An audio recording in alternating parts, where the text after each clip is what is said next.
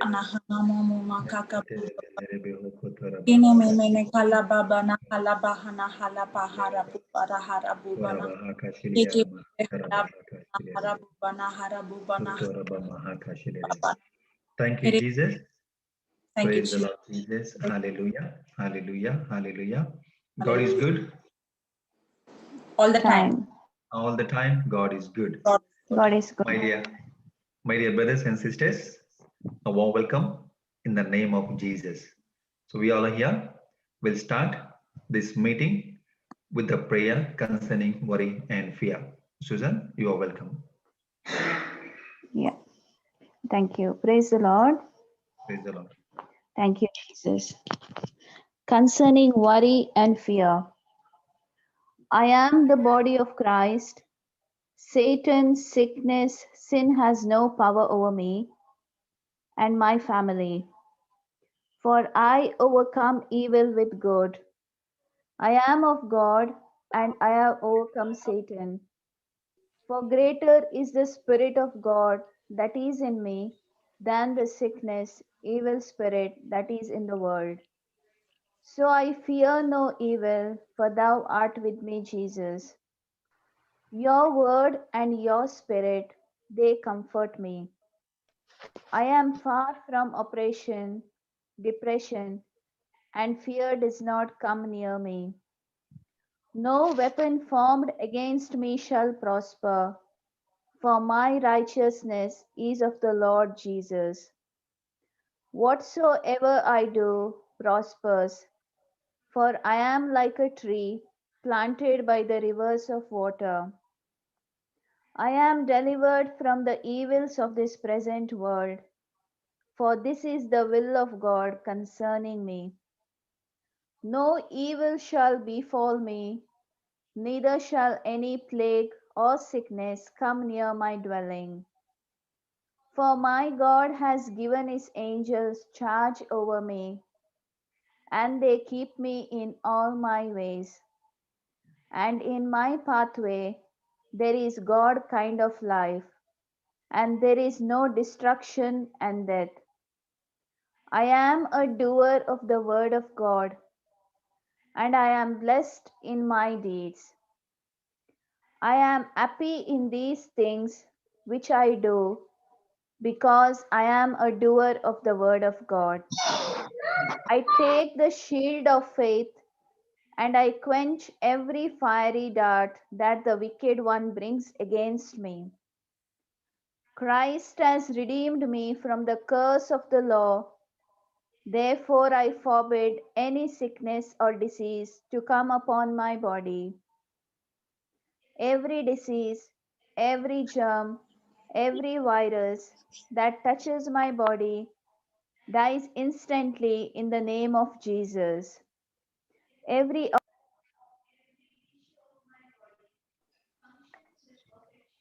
These are wild animals. They are apex carnivores, and they rule the roost. Susan, you are mute. Susan, you are mute. Unmute, please. Oh.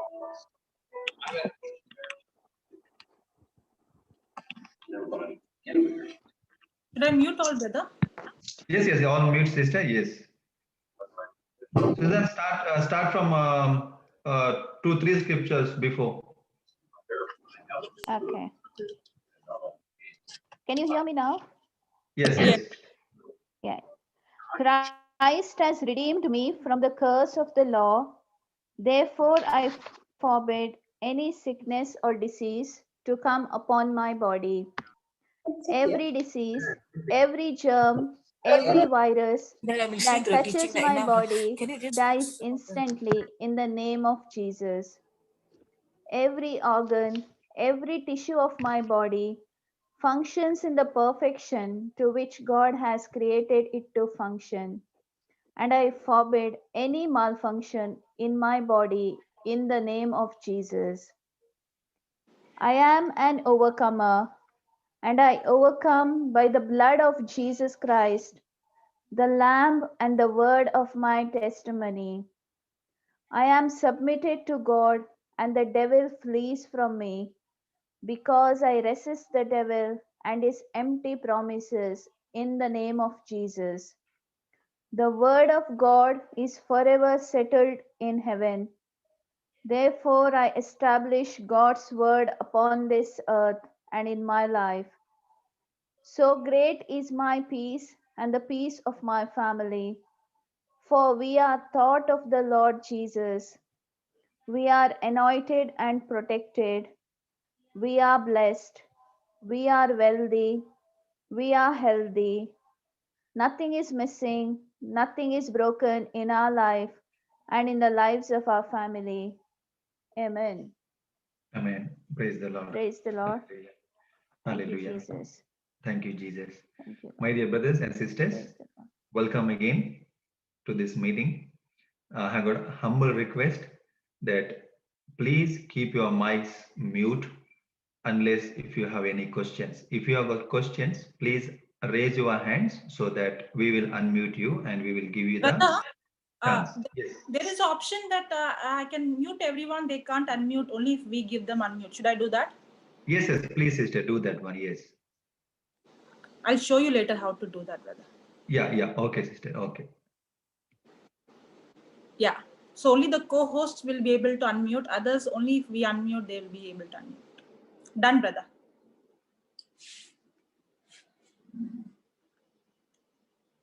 Praise God. Thank you, Jesus. Praise God.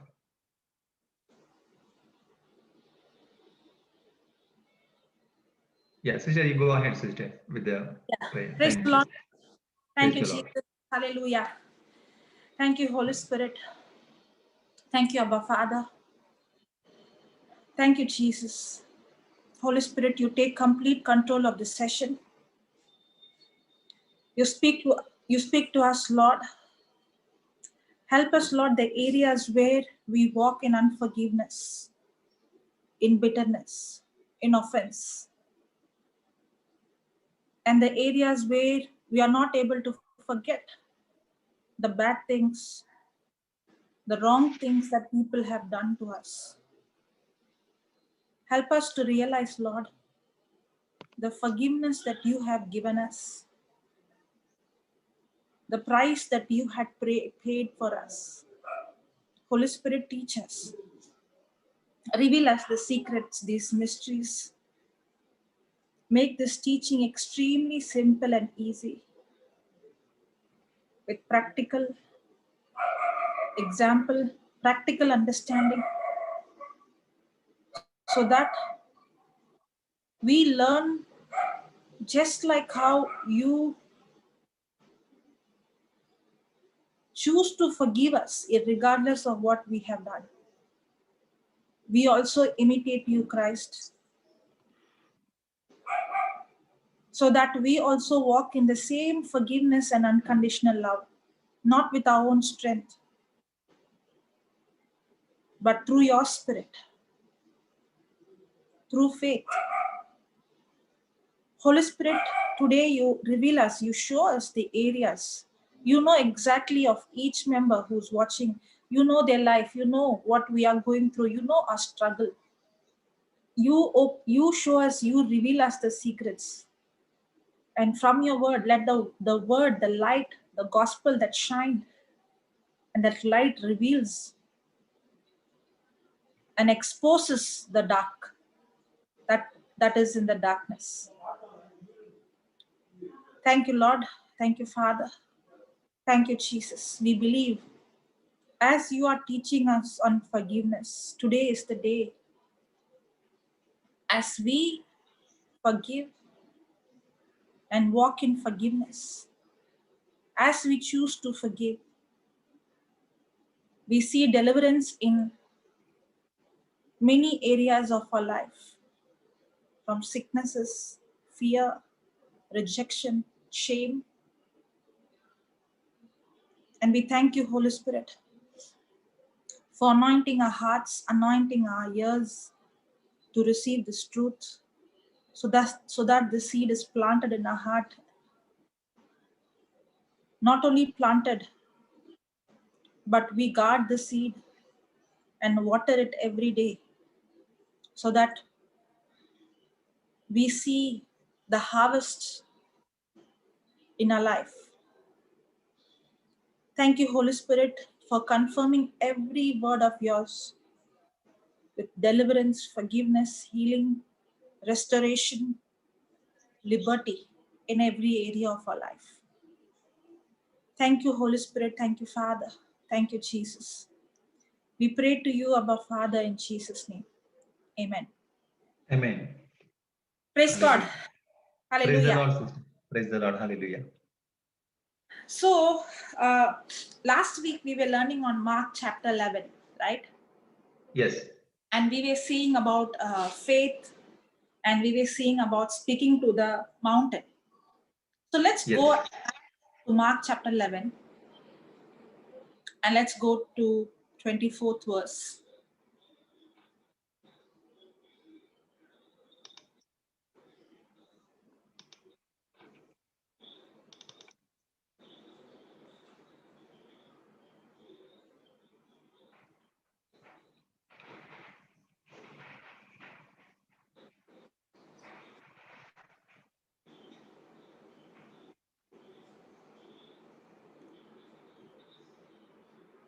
Brother, you are putting the scripture. Yes. Okay. Loading the page. Yes. Yeah, okay. Okay.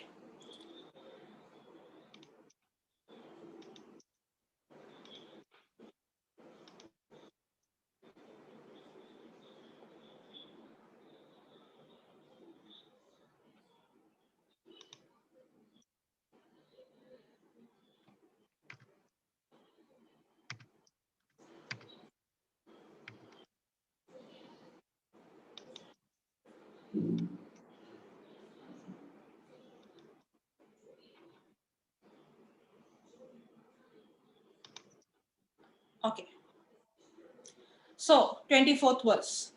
So we saw in the 23rd verse, speaking to the mountain. Remember, in the 23rd verse, there are 4 things. What are the 4 things in the 23rd verse? To say to the mountain. Yeah, say to the mountain what to do, where And to go. where to go. Yes. Okay, and the third and the fourth one is to speak, to call my desire. How to call my desire? By saying it. Yes. The first one is commanding the mountain what to do and where to go. The next one is how to call things. One is to be uprooted and it has to be gone out, and one has to come from the unseen to the seen. Amen. Yes. So sometimes we only keep saying I'm healed by the wounds of Jesus. Now what I'm doing, I'm calling things. Yes. How I'm calling? By saying it, by opening my mouth and saying it. But many times we fail to bind the mountain, tell it what to do and where to go. So both are important. Sometimes we tell the mountain what to do, where to go, but we fail to call the things. So what I have to command, the sickness, I have to bind it, and I have to tell the sickness what to do and where to go. What to do? Be uprooted. Where to go? Be cast into the sea. Yes. Praise the Lord. In the same way, now the sickness is gone, but I have to call the healing. In the name of Jesus, by the wounds of Jesus, I'm completely healed. So now I'm calling the healing. How? By saying it. Thank you, Jesus. Okay. Now we saw this is God's kind of faith. This is how God created the universe. This is, God's word is creative power. And that's how he created the universe, and he gave us the same creative power. And when we understand this biblical spiritual principle, the law, and apply the same principle, we also get the same result. Amen. God. Amen.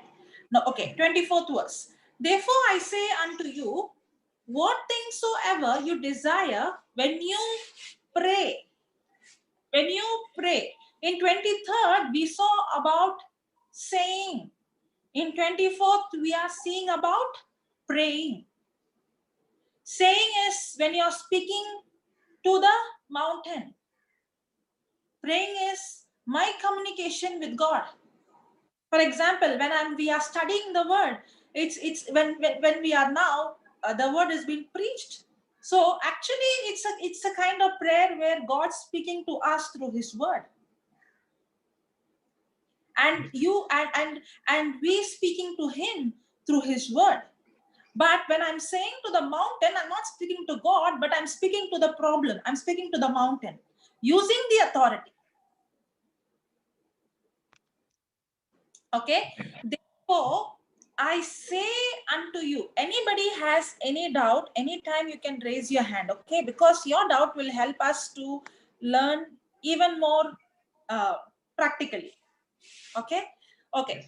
Therefore, I say unto you, what things soever you desire when you pray, believe that you receive them and you shall have them. Now, most of the time when we pray, are we praying the desire or are we praying a problem? Most of the time we are praying problem. Most of the time we are praying the problem, but we are supposed to pray a desire. That's what the scripture says. We are supposed to pray the end result. Yes. We are supposed to pray not what we see. We are supposed to speak a desire. So therefore I say unto you, what things soever you desire when you pray, believe that you receive them and you shall have them.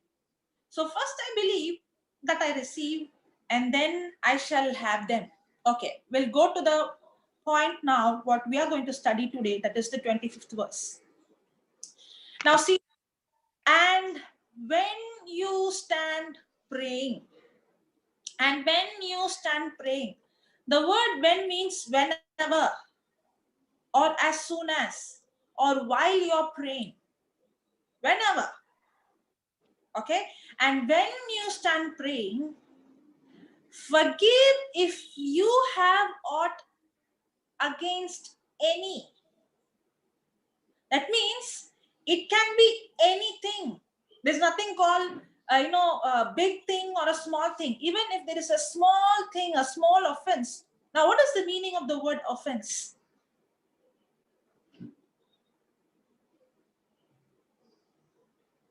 What is the meaning of the word offense? You can put in the chat or you can raise your hand.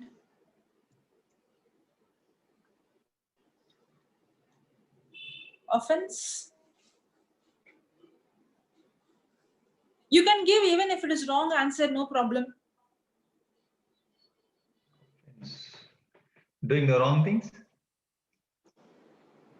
Doing the wrong things. Okay. He got offended. That offense is, you're talking about, yeah. But I'm talking about getting offended. My negative, somebody has given me the answer. Negative thought or negative thinking? Okay. We have a definition for that. Saying something, someone says something bad about you. Two people gave me the answer, okay. First is Sister Debbie. She gave me my negative response to others' comment. Sister Helen, my negative reaction to a situation or to people's comment. Yes, offense is my negative reaction. Not necessary, it has to be my negative words. For example, somebody made fun of me, of my appearance or about my preaching or something. Immediately, is there a negative reaction from my side? Yes. That negative reaction for a situation or a person or people's comment, that is offense. Praise God. Praise God. So offense is my negative reaction to a situation or to people's comment. And that's exactly what Jesus is saying here. If you have ought anything against, even if it is a negative reaction, maybe you are not going and doing anything to you. That's what comes in my mind. I did not do anything. I did not interfere into this thing. Only thing is I avoid that person. Only thing is like I am not fine with that person. Only thing is, but the Bible says, if you have aught against anything at all, the least little part, whatsoever, whatever it is, when you pray and when you stand praying, forgive. Praise God. That your Father also, which is in heaven, may forgive you your trespasses. Praise the Lord. Thank you, Praise the Lord. Jesus. Thank you, Okay. Jesus. Now, before 25th came, which came 23rd and 24th. Before Jesus taught them about forgiveness, he started to speak to them about faith. If you see the 22nd verse, he started with have faith. Have faith in God. And then he started to explain in 23rd how this faith works. Work. How does this faith work? By speaking to the mountain, by telling it what to do, where to go, and by calling the unseen. And speaking the desire first and then having. So first Jesus is speaking, he first is talking about faith, and then he's teaching us how faith works, and then he's speaking about forgiveness. Means if I don't have a relationship and if I don't know how to have faith, then I will not know how to forgive. Now remember, anything that God is asking me to do, he's not asking me to do with my own strength. Yes, amen. Amen. And okay, and if you see now in this scripture, this is before Jesus went to the cross. Here, Jesus is saying, so that when you forgive, your Father also which is in heaven may forgive. Means I have to forgive first to receive forgiveness. But this is before Jesus went to the cross. Yes. Okay, but after his resurrection, I'll show you scriptures what Jesus is saying. Okay, Colossians chapter 3 verse 13. Can you put that? Colossians Yes. chapter 3 verse 13.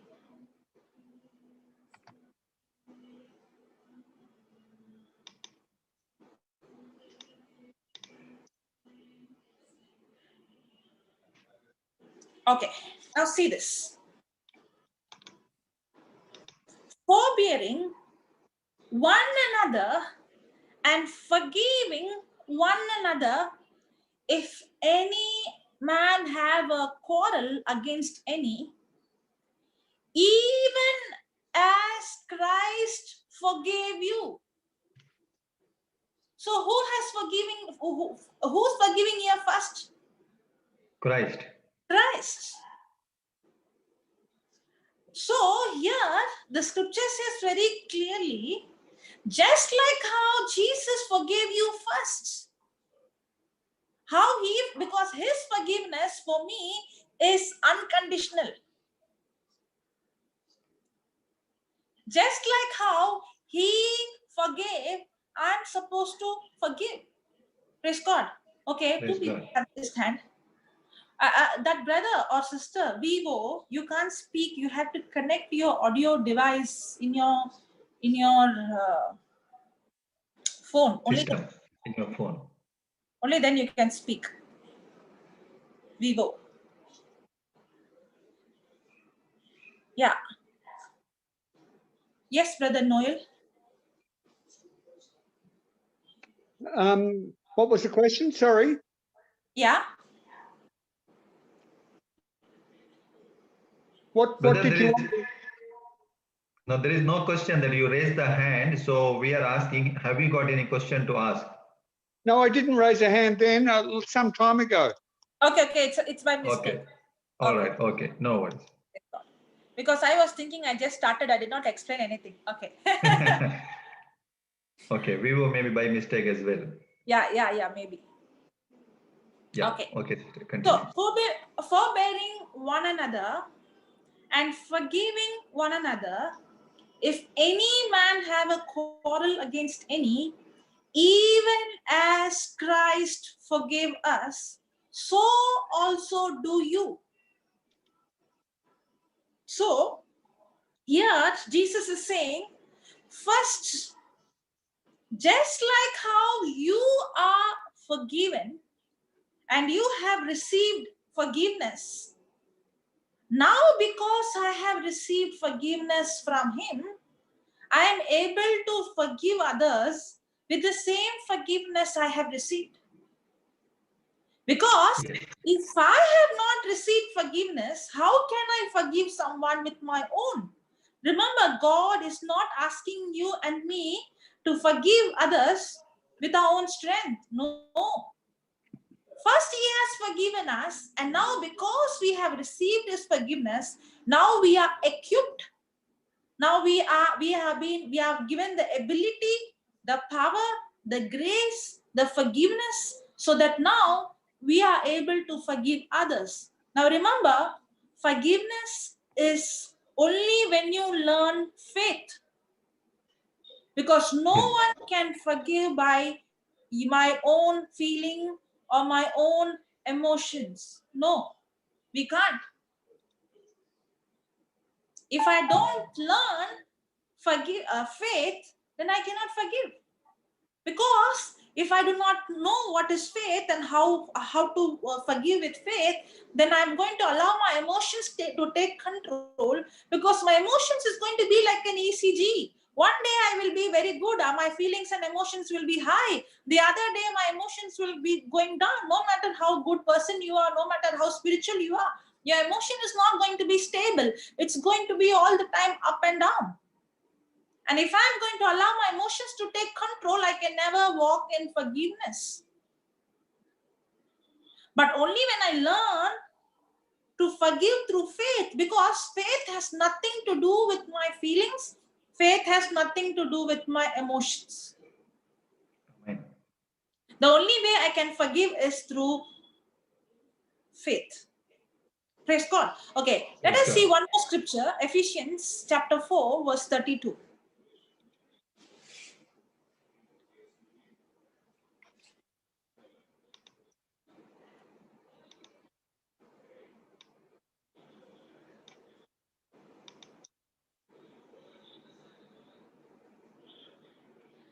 And be you kind one to another, tender-hearted, forgiving one another, even as God, for Christ's sake, will forgive or has forgiven. Has forgiven. If you see every scripture after the resurrection of Christ and before the resurrection of Christ is different. Before is law. I have to do first, then only I can receive the blessing, the forgiveness. But after resurrection, it is first I have to receive, just like how he has forgiven me for Christ's sake. Now I'm able to forgive one another with tender heart. With that forgiveness, I have received. Amen. Amen. Okay. Now, for us to understand these both scriptures that we saw, that is Colossians 3 and 3:13 and Ephesians 4:32, this both scriptures speaks about we have to forgive others just like how Christ has forgiven. It talks about first he has forgiven. It doesn't say will forgive. It says Christ has forgiven us. Just like how we have already received forgiveness, now we are supposed to forgive others with the same forgiveness that we have received. And we are going to see a parable today, and we are going to study the parable. Amen. Okay, can anybody guess what is the parable? I can guess the women with adulterous women. Okay, that also is there. We can see if we have time. There is one more parable. Prodigal son. There is one more parable. Yeah, somebody has put 10,000 talents. Yes. Praise God. Yes. Matthew 18, verse 21. I think, yeah, it's from verse 21. I think 18 from verse 21.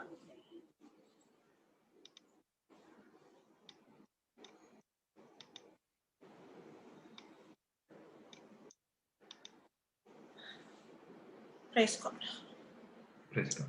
Okay, now see this. Parable of the unforgiving servant. Then came Peter to him, to whom? To Jesus. Okay, and said, Lord, how often shall my brother sin against me and I forgive him till 7 times? Now, what is Peter's question here? How many times? It is not just Peter's question, it's our own question. How many times? How many times will I forgive this person? Is there not a limit? How can I just keep watching him? If I keep forgiving, then he or she is going to go and do it again and again and again. And how many times do you want me to forgive? Is there not a limit for it? If you ask the same question to yourself, how many times do you want Jesus to forgive you? How many times we confess and go and do the same thing again and again? How many times we repent, but yet we end up in the same sin, in the same mistake? How do we want Christ to treat us? But how do we treat others? And Peter is thinking, forgiving someone 7 times is a big thing. He's thinking 7 times. He's thinking it's a big deal to forgive someone 7 times. He's thinking he's doing a big generosity act of forgiving somebody for 7 times. And that's why he's asking Jesus, okay, I can understand about forgiving, but how many times? Should there not be a limit? And what is Jesus saying? Jesus said unto him, I say not unto thee until 7 times. I'm not going to tell you that you have to forgive 7 times, but until 70 times 7. You know what he's saying? He's saying, not just 7 times, even the same person is going to come and sin against you 70 times. That 70 times 7 you have to forgive. Yes. What is Jesus saying? He's saying, no matter it is 7 times or 8 times, how many times he is going to commit sin, you are supposed to forgive. Not just 7 times, even if he is going to come 70 times to the same mistake, you have to forgive him. Yes. Or another way, even if he is going to come unlimited times, you have to forgive him. There is no count. Amen. And then Jesus goes into a parable. Now it looks like for Peter, this is not possible. How can this, what is Jesus saying? Infinite time? Yes. And then Jesus starts giving a parable. Okay. Therefore, is the kingdom of heaven likened unto a certain king which would take account of his servants. And when he had begun to reckon, one was brought unto him which owed him 10,000 talents. Now we'll go and study this and we'll understand. Now, the kingdom of God is like this, okay? He's giving an example of a king and a servant, and he's comparing this parable with the kingdom of God. Now, did the king have accounts? Yes. Was everything written, noted down? Yes. Yes, everything is in written, right? Black and white. Everything is written down. Yes. Now, there is a servant who has to pay him how much? 10,000 talents. And when he had been reckoned, one was brought unto him which owed him 10,000 talents. Now, in the record, in the accounts book, is there a debit of, or is there the money that belongs to the king that he has to owe? Is it written? Is it debit in written that this much is what he has to pay? Yes. Is it a overdue for the king's account? Yes. Yes. Now, when the servant was brought, is he found guilty? Yes, he is found guilty because he is not able to pay it back. Now, if you see the 25th verse, can you put the 25th verse, brother?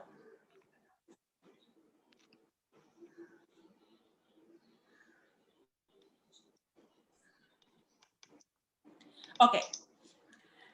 For much as he had not to pay, his Lord commanded him to be sold, and his wife and children and all that he had, and payment to be made. Now, even if he is going to sell his own self, his wife, his children, and all that he has, he cannot pay the debt. So the debt that he has to pay is beyond his capacity. Correct? Yes. Even if he is going to sell all his property, even if he is going to give all his money, even if he is going to sell his wife, even if he is going to sell his children, the due is so much that he can't pay it with his own. Now, who is this person? Who is this person? Who's this person? Who's this servant? Me. Yeah, we. Now, do we all, when I said forgiveness, brother said about the woman who was caught in the adultery and who was washing the feet of Jesus with the alabaster oil. Correct? Yes. Now, the question would come as,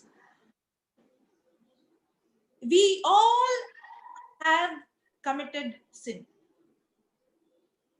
Correct? Yes. Yes. Can anybody say, I am perfect or I have not committed sin? No. No.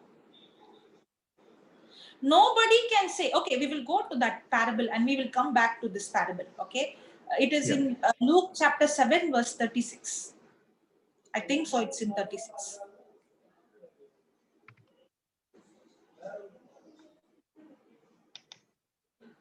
We must forgive by God's sufficient grace, even if the person has died, right? Yes, even if that person has died, you have to forgive.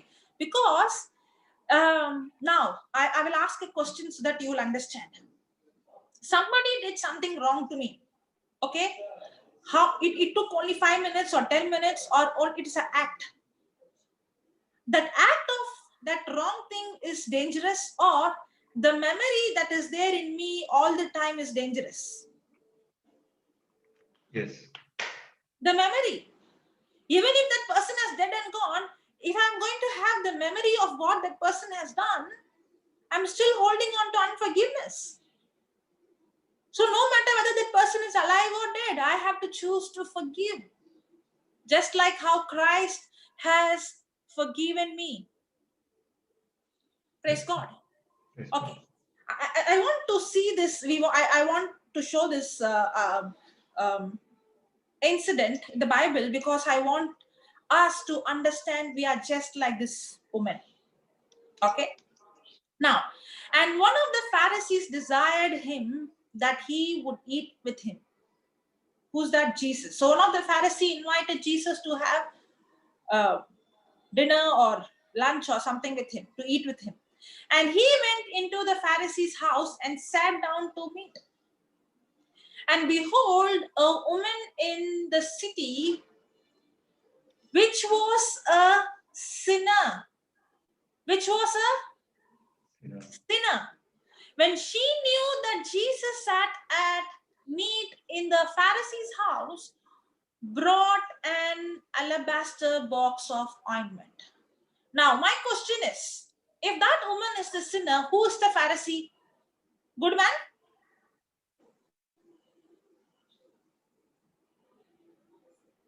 No, it is not. Now, is there a mindset that we label somebody as, oh, he's an alcoholic? Oh, this one is, adulterous. Oh, this one is. Do we have that mindset? Yes. And do we compare us with someone and say that I am going to church right from my childhood? I'm so active. I have done this. I have not done. I have not taken any. I don't have any bad habit. Now, the problem with us is we think we are good based on our works. Yes. Remember, we all have different weakness. Maybe that person has weakness in alcohol, but I have weakness in jealousy. Yes. Just like how alcohol is deadly, jealousy is deadly. In fact, I would say jealousy is more deadly. You know why? Because the person in alcohol realizes that he's wrong, but the person in jealousy doesn't realize. Yes. A person who is a murderer knows that he is a murderer. But the person who is thinking that he is right, who's self-righteous, who's in bitterness, doesn't even realize I'm walking in bitterness, in anger. Now what happened to the prodigal son? The prodigal son, the father immediately forgave him. He didn't even see the past. God will not see my past to give me a future. God did not ask, the father did not ask anything about the past of the prodigal son. He accepted him as he is, and he embraced him. He clothed him with the robe. He put him the ring of the sonship. And just like that, the day I repent, the day I come to Jesus, he accepts me just like I am. But was the elder brother ready to forgive the younger son? No. That's exactly what is happening. We see people just like how the elder son is seeing the younger son and saying, oh, you lost all the money, you went and you did all the bad things. And the elder son is pointing finger on the younger son, whereas in the eyes of God, the younger son is washed with the blood of Jesus. And the younger son is white as snow. That's exactly what is happening to the Pharisee and the woman who was caught in the adultery. Yes. There is no problem for the younger son to receive forgiveness from the father, but the younger son always has problem to receive forgiveness from the elder brother. And who is the elder brother? The very one who's in the church. Where was the elder brother? In the father's house. He did not go out. He did not live sinful life. He was always working hard. Who's the Pharisee? You know, if you go and see the parable that is in Luke 15, the prodigal son, I'm not going there, but if you go and see the parable, there are many parables in Luke 15, and one of the parable is the prodigal son and the elder son. Actually, if you go and read that Luke 15 verse 1 and 2, you know to whom Jesus is speaking the parable? He is not speaking to any sinners. In fact, the parable was when Jesus was with the sinners, eating with them and loving them, the Pharisees came against them. And Jesus started to speak the parable to the Pharisees. Usually we think the prodigal son parable is for the sinners to tell them to come back. Actually, the parable is not for the prodigal son. The parable Jesus spoke was to the Pharisees. Because the Pharisees were thinking they were right. And why they were thinking they were right? Because they are all the time in the temple. They know the scriptures. And they think they are living holy. And Jesus had to tell them the parable that the younger son received forgiveness. But the elder son has never forgiven. And that's exactly what happened here. Here it says the sinner, if you see the 27th verse, it says, and behold, a woman in the city which was a sinner. What about the Pharisees? They also are sinners. But there is nothing called big sin and small sin. You know, that's why the scripture says in James, I think it's James 2:20.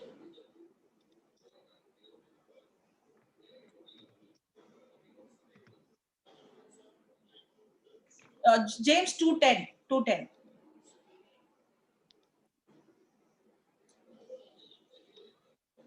Now see this. For whosoever shall keep the whole law and yet offend in one point, he is guilty of all. For whosoever shall keep the whole law and yet offend in one point. If a person is going to keep all the law and if he fails to keep one law, he is guilty of all. If you see, according to this scripture, there is nobody who's perfect. According to the law, everybody is sinner. Because I can keep all the law. You know, once there was a rich man who came to Jesus. Okay.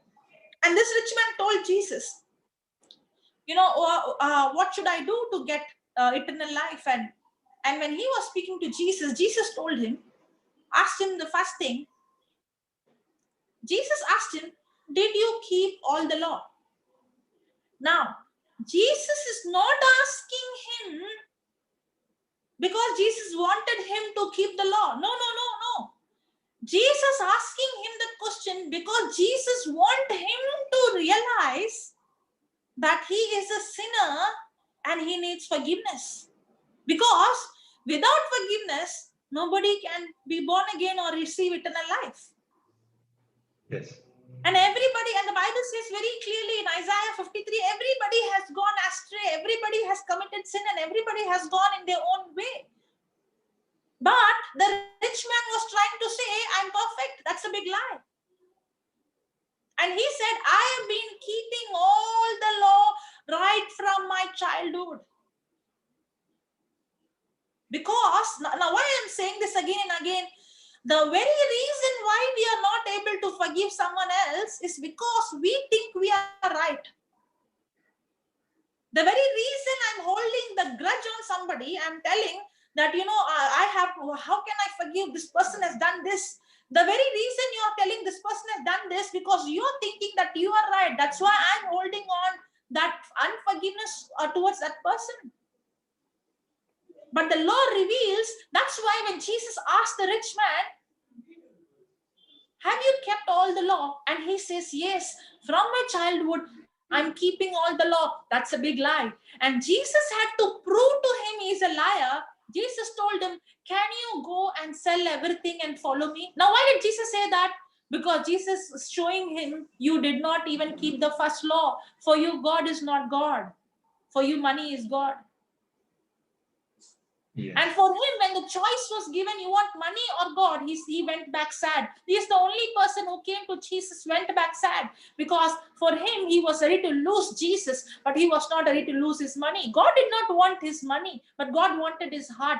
God wanted him to realize that he is a sinner. He wanted him to repent and receive God's grace. But as long as a person is going to think I'm right, then there is no way that person can receive forgiveness. Yes.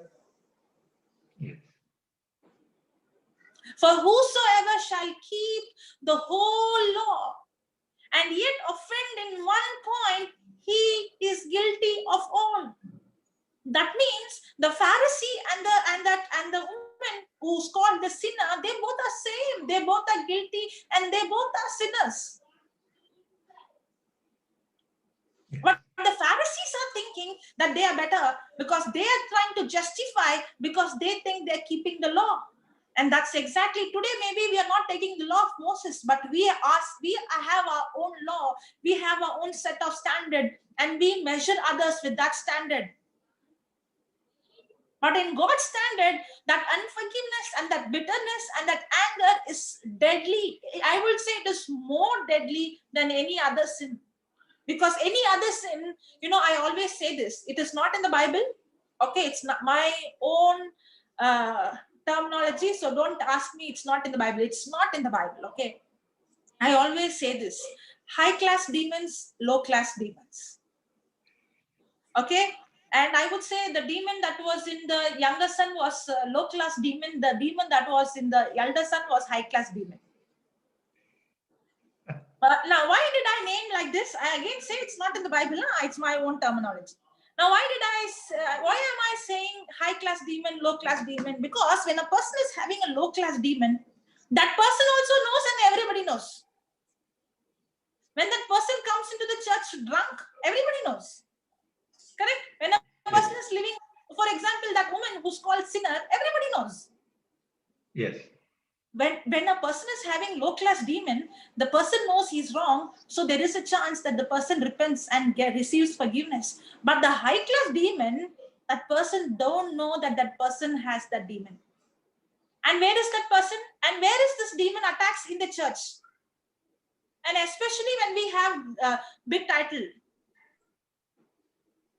That's why when we come into the word, earlier when we came because we came when we were small in our own eyes. But once we get a title, I'm talking about myself. I'm talking about we who preach. There is a tendency, okay, we are in the word of God. Now you are not in the word of God. Now what is happening? I don't even know when I got into this high class demon, because I don't even know now I'm wrong. Yes. That's very dangerous. And that's exactly what has happened to the Pharisees. According to the Bible, they are sinners and they deserve to go to hell just like anyone else. There's nothing called sinner woman and holy Pharisee. All are sinners. And Jesus came to die on the cross for everyone. If there is somebody perfect, then why should Jesus come? That perfect man can die and shed the blood. Yes. Praise God. Okay, Yes, brother, come back to that. Luke chapter 7:36.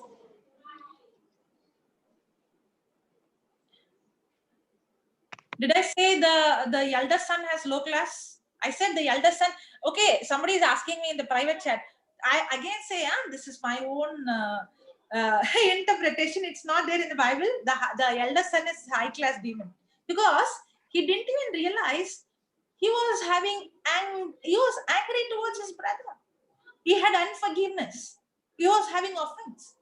And as long as he's not going to realize that he also is like his brother, maybe he did not have the sin like his brother, but he had other sin and he needed forgiveness, just like how the younger son needs forgiveness. And that's exactly what is happening here.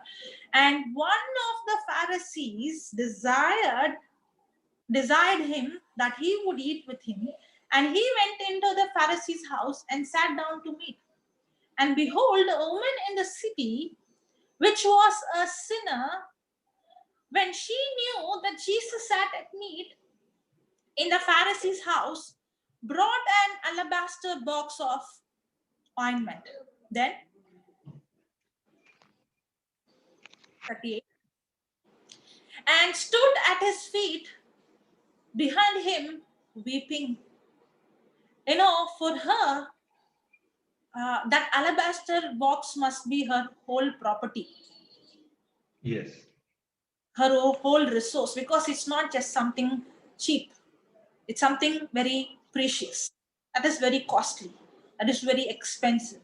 And it must be her, it must be like her own resource. It is like just somebody going and selling their property and giving. It's like that for her to bring that expensive.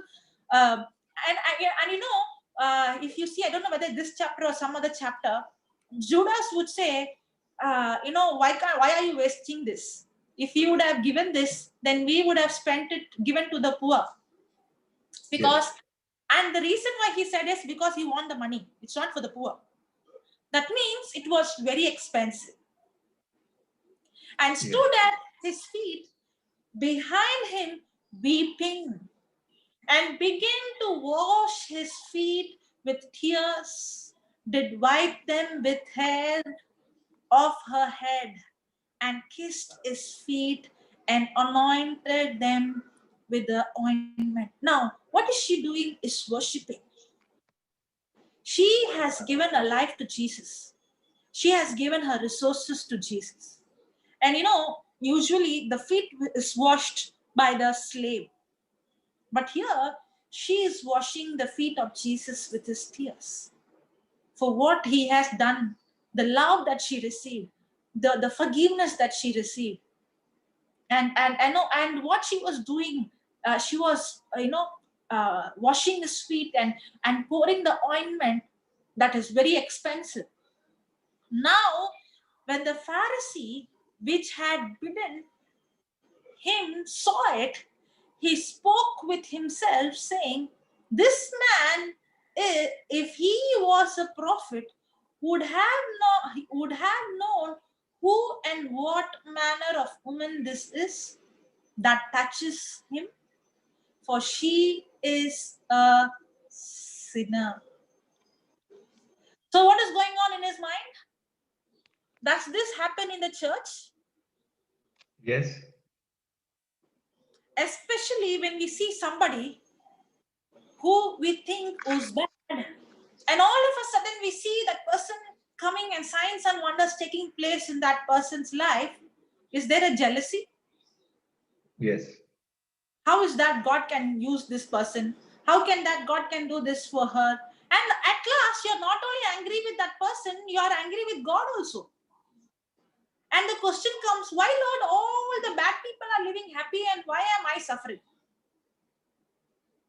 Now, the moment you said all the bad people, that means you are categorizing they are bad and good. Yes. You know, if you see the younger son, he is not going to categorize and say that you are bad. Remember, we are not supposed to go and minister and say, I am good, you're bad. But rather, our ministry should be the ministry of reconciliation. We will learn about that. We will see and we will go and see about that. But I'll just give an introduction for that. The ministry of reconciliation means what? If you have done this sin, I have also done the same sin. Or I have been done even more than that. If Jesus can forgive me, why not you? That is the ministry of reconciliation. And that's exactly what we saw in the beginning, the two scriptures. Just like how Christ has forgiven you, you forgive. I'm not supposed to go and tell someone, oh, you did this, you are in unforgiveness, you did this wrong, God will punish you. Better you repent. No, not like that. Don't go and minister like that. But minister like this. You know what? Even I was just like you. You know what? I was worse than you. If God can forgive a man like me, a woman like me, if God could forgive me and wash, why can't you? That's exactly what the gospel is saying. Just like how you are forgiven, go and forgive. Now, when you realize that you are forgiven, you won't judge the other person. But the moment you think you are right and the other person is right, instead of going and giving grace to the person, you're going and condemning the person. Instead of ministering reconciliation, you're ministering condemnation. There is a big difference between ministering condemnation and ministering reconciliation. Amen. When you're going and ministering condemnation, then you're going and saying, you did this. If you don't repent, if you don't ask forgiveness, you're going to hell. But ministry of reconciliation is, you know what? Even I did the same, but I am forgiven. If I am forgiven, you can also be forgiven. Praise God. Yes. Praise God. And that's exactly what is happening here. Here you see that the Pharisees are seeing that woman as a sinner. But for her, she has forgiven completely. And now she has given her life to Christ. She has relationship. Whereas the Pharisee is thinking that he is good, but there is no relationship. And what and the woman with the woman who has come to Jesus, she has given all her resources. She has given all that she had, all the property, all that the valuable things she has given to Jesus, and she is worshiping. And when Jesus understood what was going in the Pharisee's heart, and Jesus answering said unto him, Simon, I have somewhat to say unto thee. And he said, Master, say on. There was a certain creditor who had two debtors. Okay? And one owed 500 pence and the other 50. And when they had nothing to pay, he frankly forgave both. Tell me thereof, which of them will love him most? Simon answered and said, I suppose that he to whom he forgave most. And he said unto him, Thou hast rightly judged. And he turned to the woman and said unto Simon, See thou this woman, I entered into thine house. Thou gavest me no water to my feet, but she washed my feet with tears and wiped them with the hair of her head. Thou gavest me no kiss, but this woman, since the time I came in, has not ceased to kiss my feet. My head with oil thou did not oint, but this woman has anointed my feet with ointment. Wherefore, I say unto thee, her sins, which are many, are forgiven, for she loved much. But to whom little is forgiven, the same loveth little. Praise God. Now remember, is it that one person is forgiven little and one person is forgiven more? Yes. No. See, that's easy.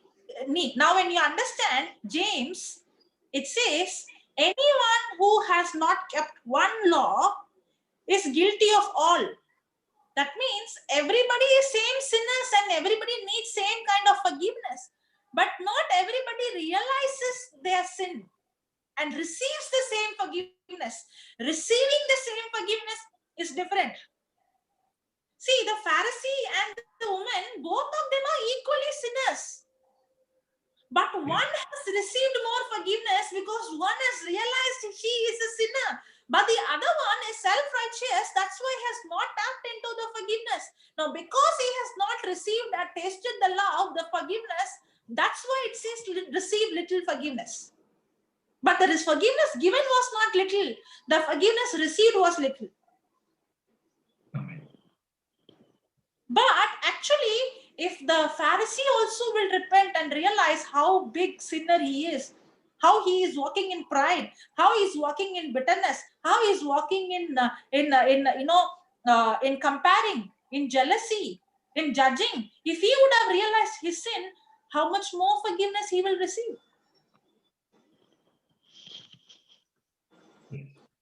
Okay, no, so I should not think, oh, I have not committed murder, because for me the thought started to come.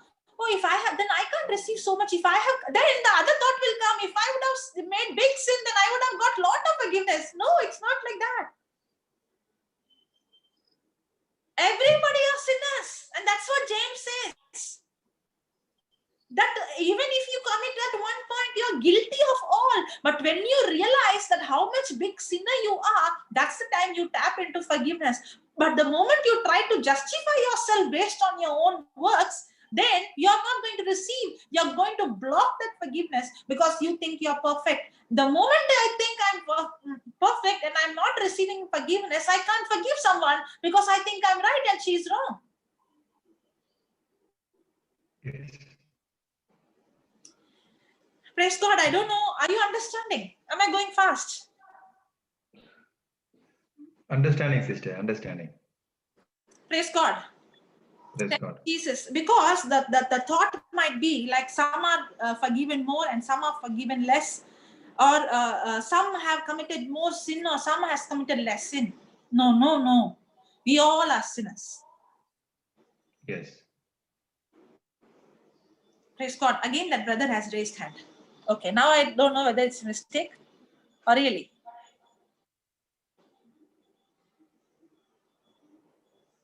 Can you hear me? Yes, brother.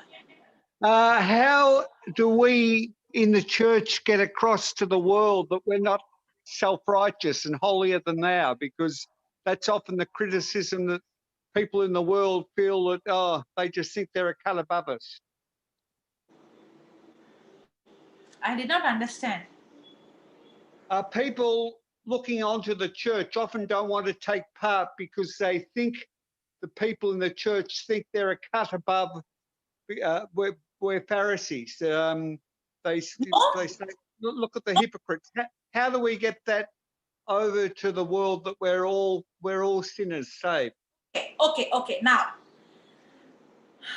everybody is a sinner, but once I receive forgiveness, I'm washed by the blood of Jesus. Understand? Okay. Now, when I receive forgiveness, am I going to keep it with myself? If I see the life of Jesus, are we supposed to imitate Jesus? Yes, we are supposed to imitate Jesus. Now, did Jesus was in the synagogue? Yes, he was in the synagogue. Did he teach? Yes. But where did he spend most of the time? In the synagogue or with the people? With the people. How? See, the people will not come to church if I don't go to the people. I'm supposed to go into the world. Jesus went in search. He was not sitting in the church and he was not saying, let all the sinners come to the church. Sinners will not come. All the good people will come. But when church is a place, it's like a gas station. Church is a place where I have to fill the fuel. I'm not supposed to sit there. I'm supposed to fill myself with the love of God, receive the body and blood of Christ, receive the word of God, and go into the field where I'm working, wherever God has planted me. Go and reach out and tell them how much God loves them, because everybody needs love and forgiveness. And now what happens? That love is what is going to attract them to the church. But what are we doing? When people come to church, are we judging them? It is our own, when we start to treat them like, you are not supposed to dress like this, you're not supposed to come with the tattoos, you're not going to drink, you're not going to do that. If you're going to put all those labels, then they can't experience the taste, the love of Jesus. That's why it is your work and my work to go out deep into the sea, to do the fishing and bring them to the church. Yes. I agree. Praise God. And for that, first I have to receive forgiveness. First, I have to realize that I need forgiveness. Yes. Now, when I receive forgiveness, that's why Jesus said, the one who's forgiven much, loves much. Yeah, loves much. Means what? The one who realizes how much he needs forgiveness. We all need that. The Pharisee also needs that. And how will I know that I need forgiveness? When I look into the Bible and I started to, that's why the only person I have to compare is Christ through the word. The word is the mirror that shows me the areas that I have to change. Praise God. And the more I take into the word of God, and remember, God's love for me is unconditional. God is God. God loves me. He forgives me. The Father did not tell the prodigal son, you go and change your life, I will accept you. No, he accepted him as he was. He was stinking, he was dirty, he accepted him. In the same way, the Father accepts me just like how I am. Not when I'm good. No. The Bible says, even when I was a sinner, Jesus died for me on the cross.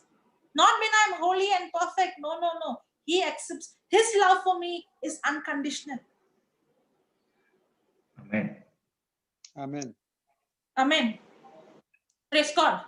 Thank you, Jesus. So once we receive this forgiveness, we become like the virus, a good virus. Wherever we go, we inject the same forgiveness. And we don't treat people, we treat others just like how Jesus treats us.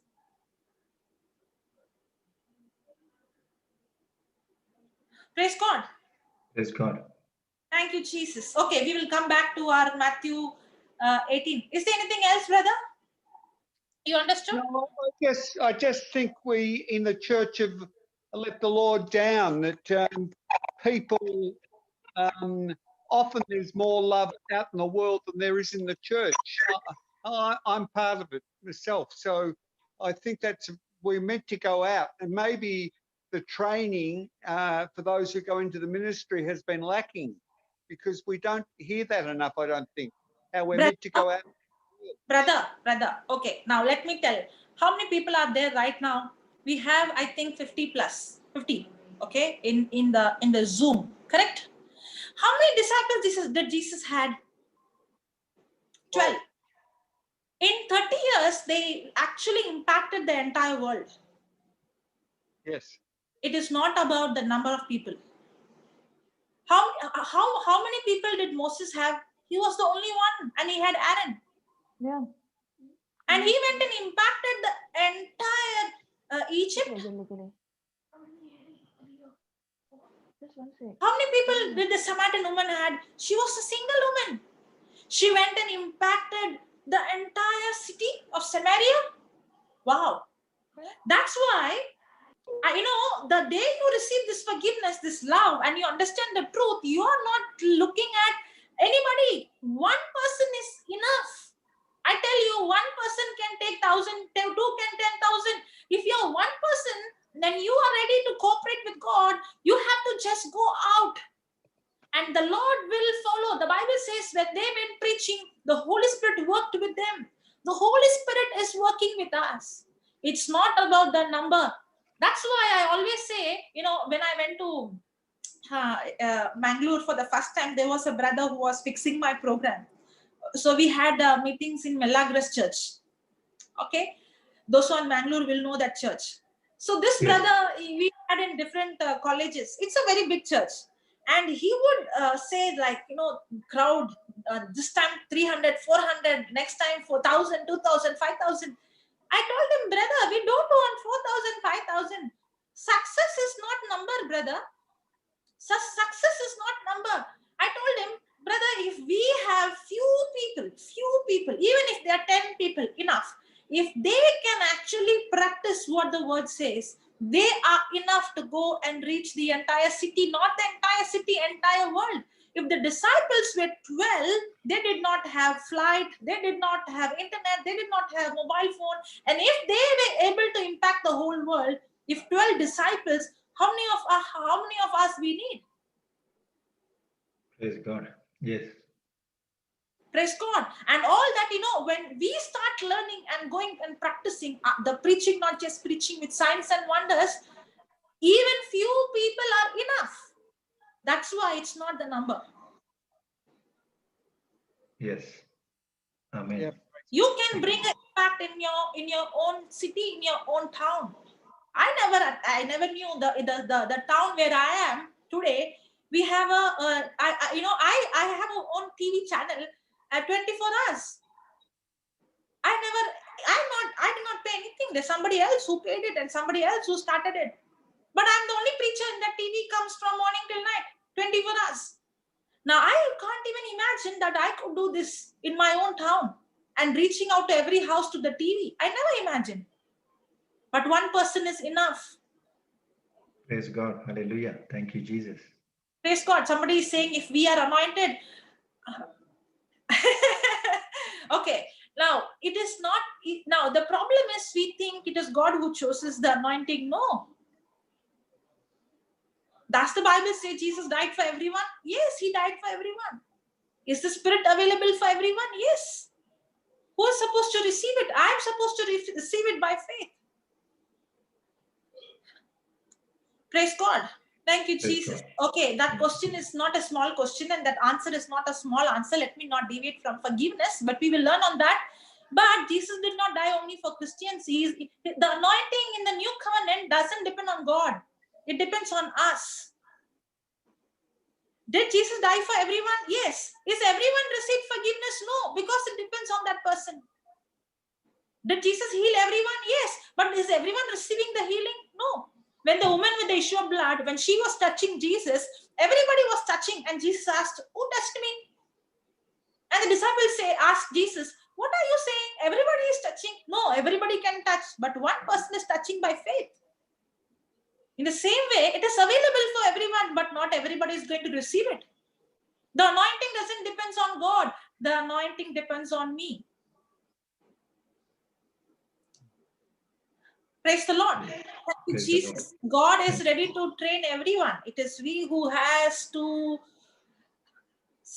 give him the time because we are busy. Yeah. Praise Thank God. you. Yes. Thank you, Jesus. Praise God. Okay. Now let's come back to the parable Matthew, where we started, Matthew chapter 18 verse 21. Okay. Now here, now we saw that this parable is like, therefore the kingdom of God, 23rd. Therefore the kingdom of heaven is likened,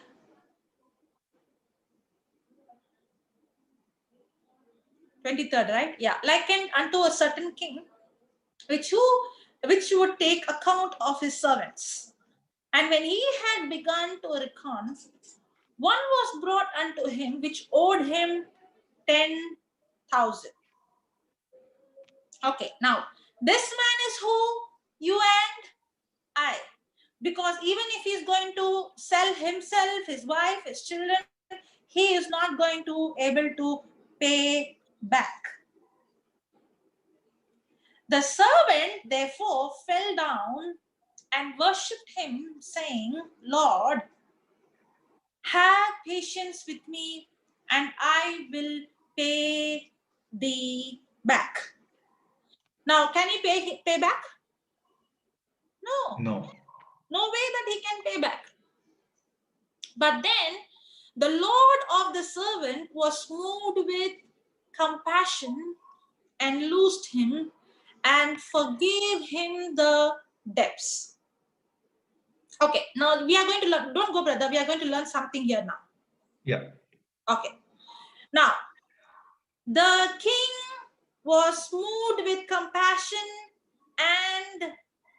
and loosed him and forgave the debt. Now, remember one thing.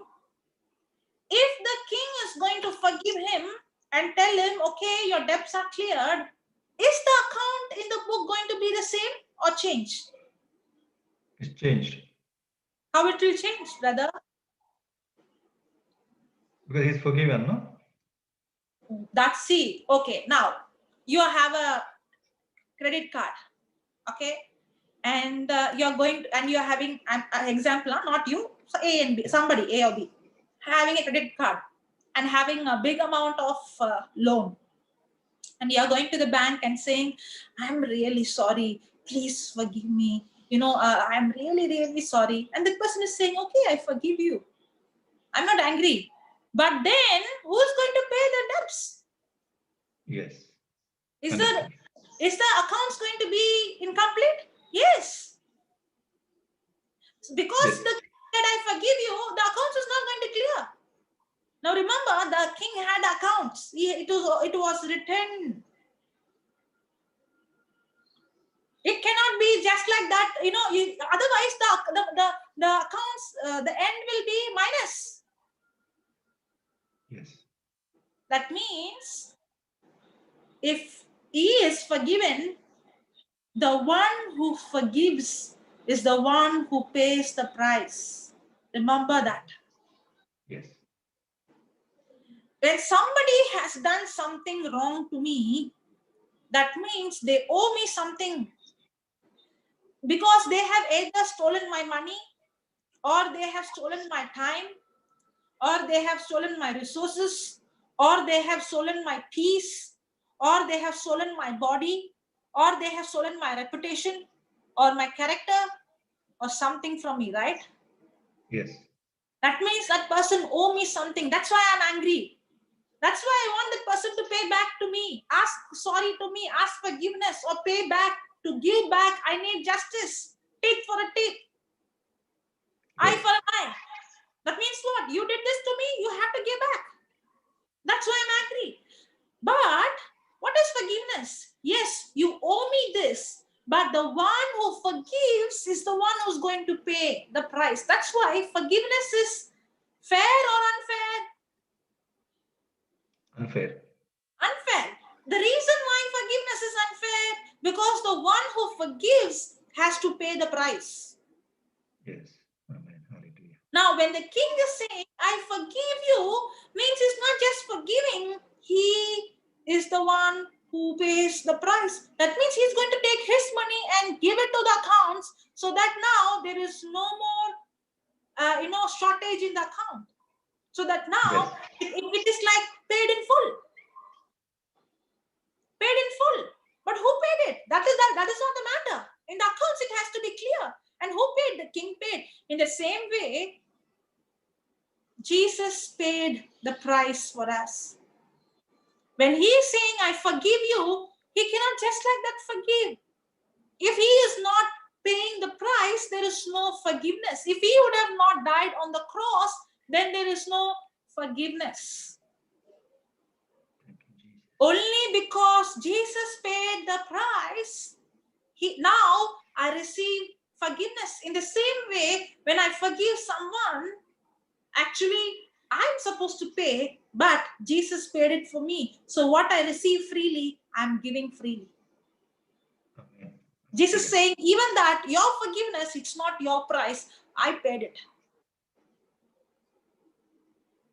But the Yes. moment I demand it from the other person, it's no. Forgiveness is not for sale. I can't, when I say forgiveness, I pay it. I do not tell that person, first you do this, you change, then I'll accept you. That's not forgiveness.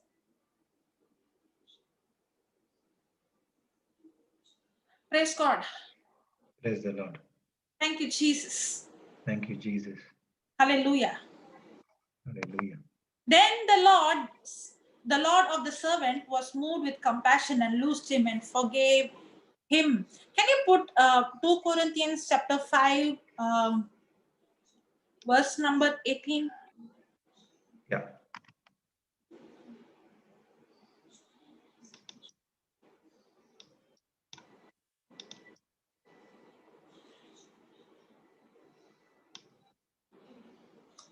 Okay.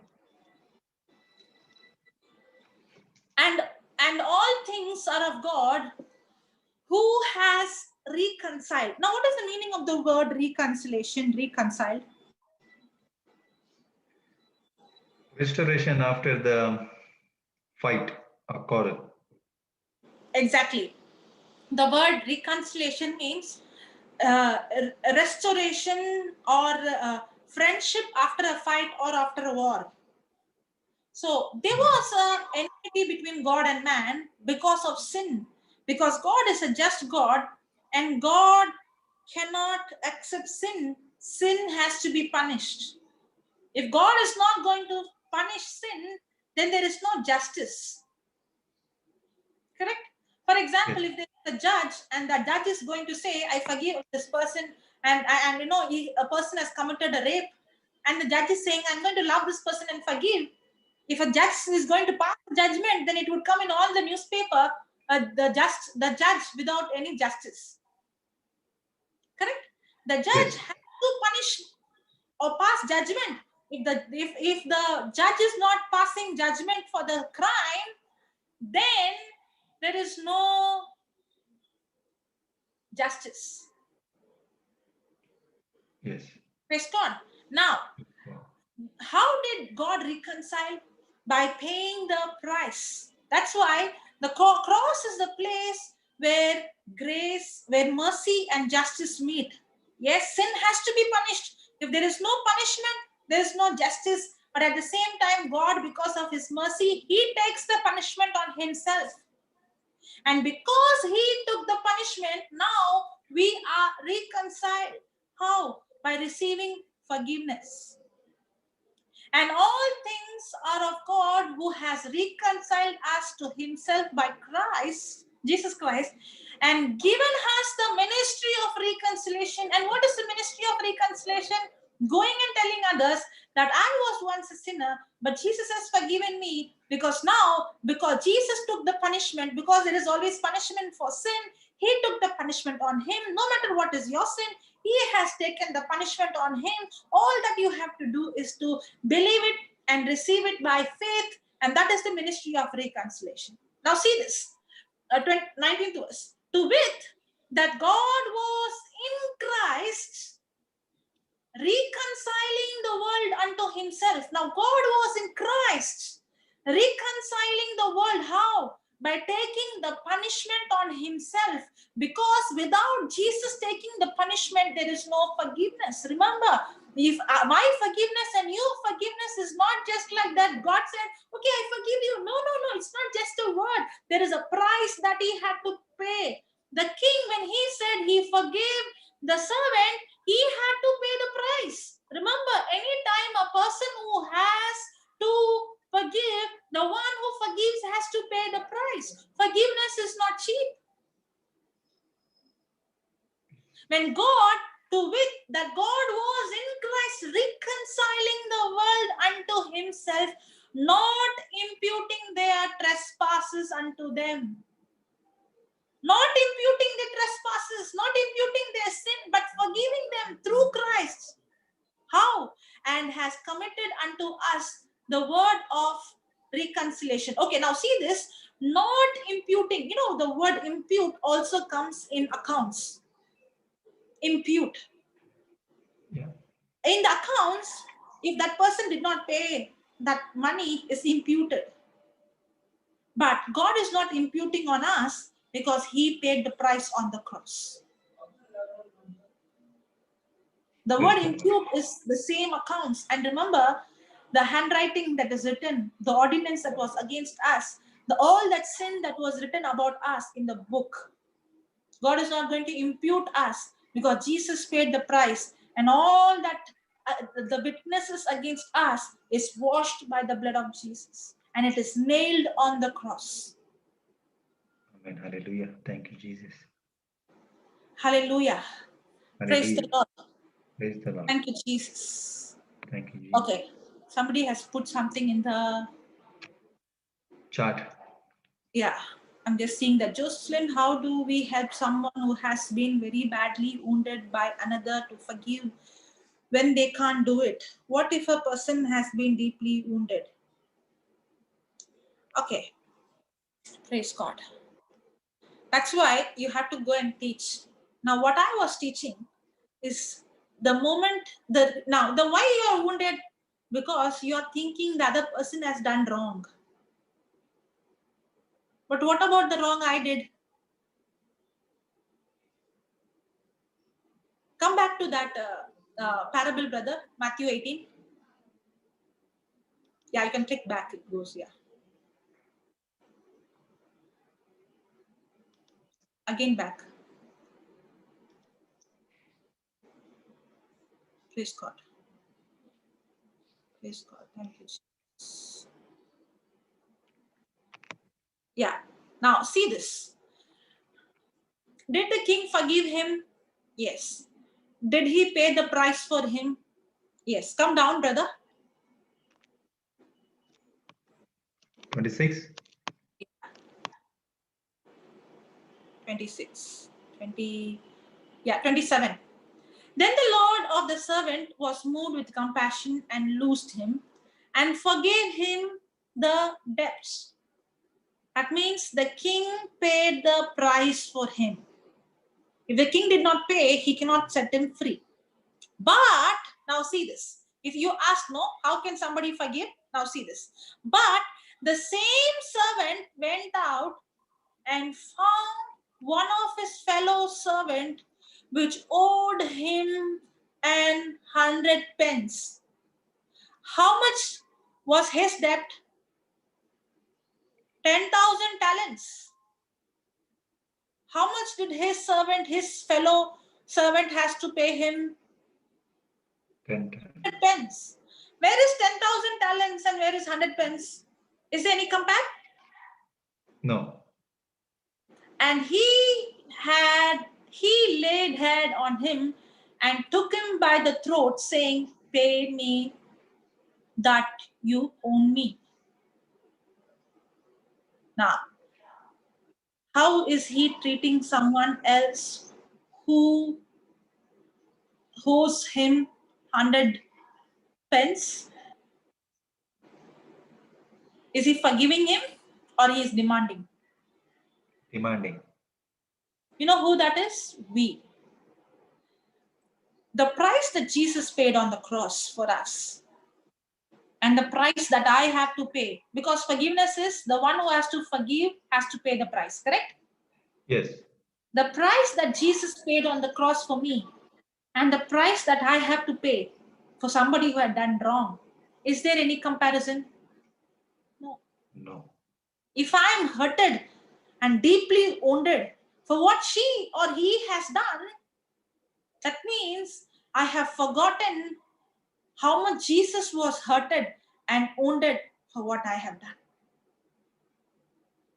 Yes. I'll repeat again. If somebody is saying, I'm deeply wounded and I'm deeply hurted, if Jesus has forgiven me, then means he has paid a price. If Jesus had not paid the price, you and I are going to end up in hell. Now remember, the man, even if he's going to sell his property, himself, his wife, his children, he can't pay back. He has to be in eternal damnation. That's how you and I. That's why I took the parable of the Pharisees, showing you cannot say I'm good, then so and so. You and I are bad. If you're saying you're good, you're a liar. You are the first candidate to go to hell. And if God can forgive, and for me to forgive me, he has to give his life, he has to die for me, he has to shed his blood for me, he has to go through torture. If God would have made a decision, why should he die for me? God no need to forgive. Remember, if God would have not died, you and I cannot qualify to receive forgiveness. There is no way of forgiveness without punishing the sin. Remember that. You and I can never receive forgiveness.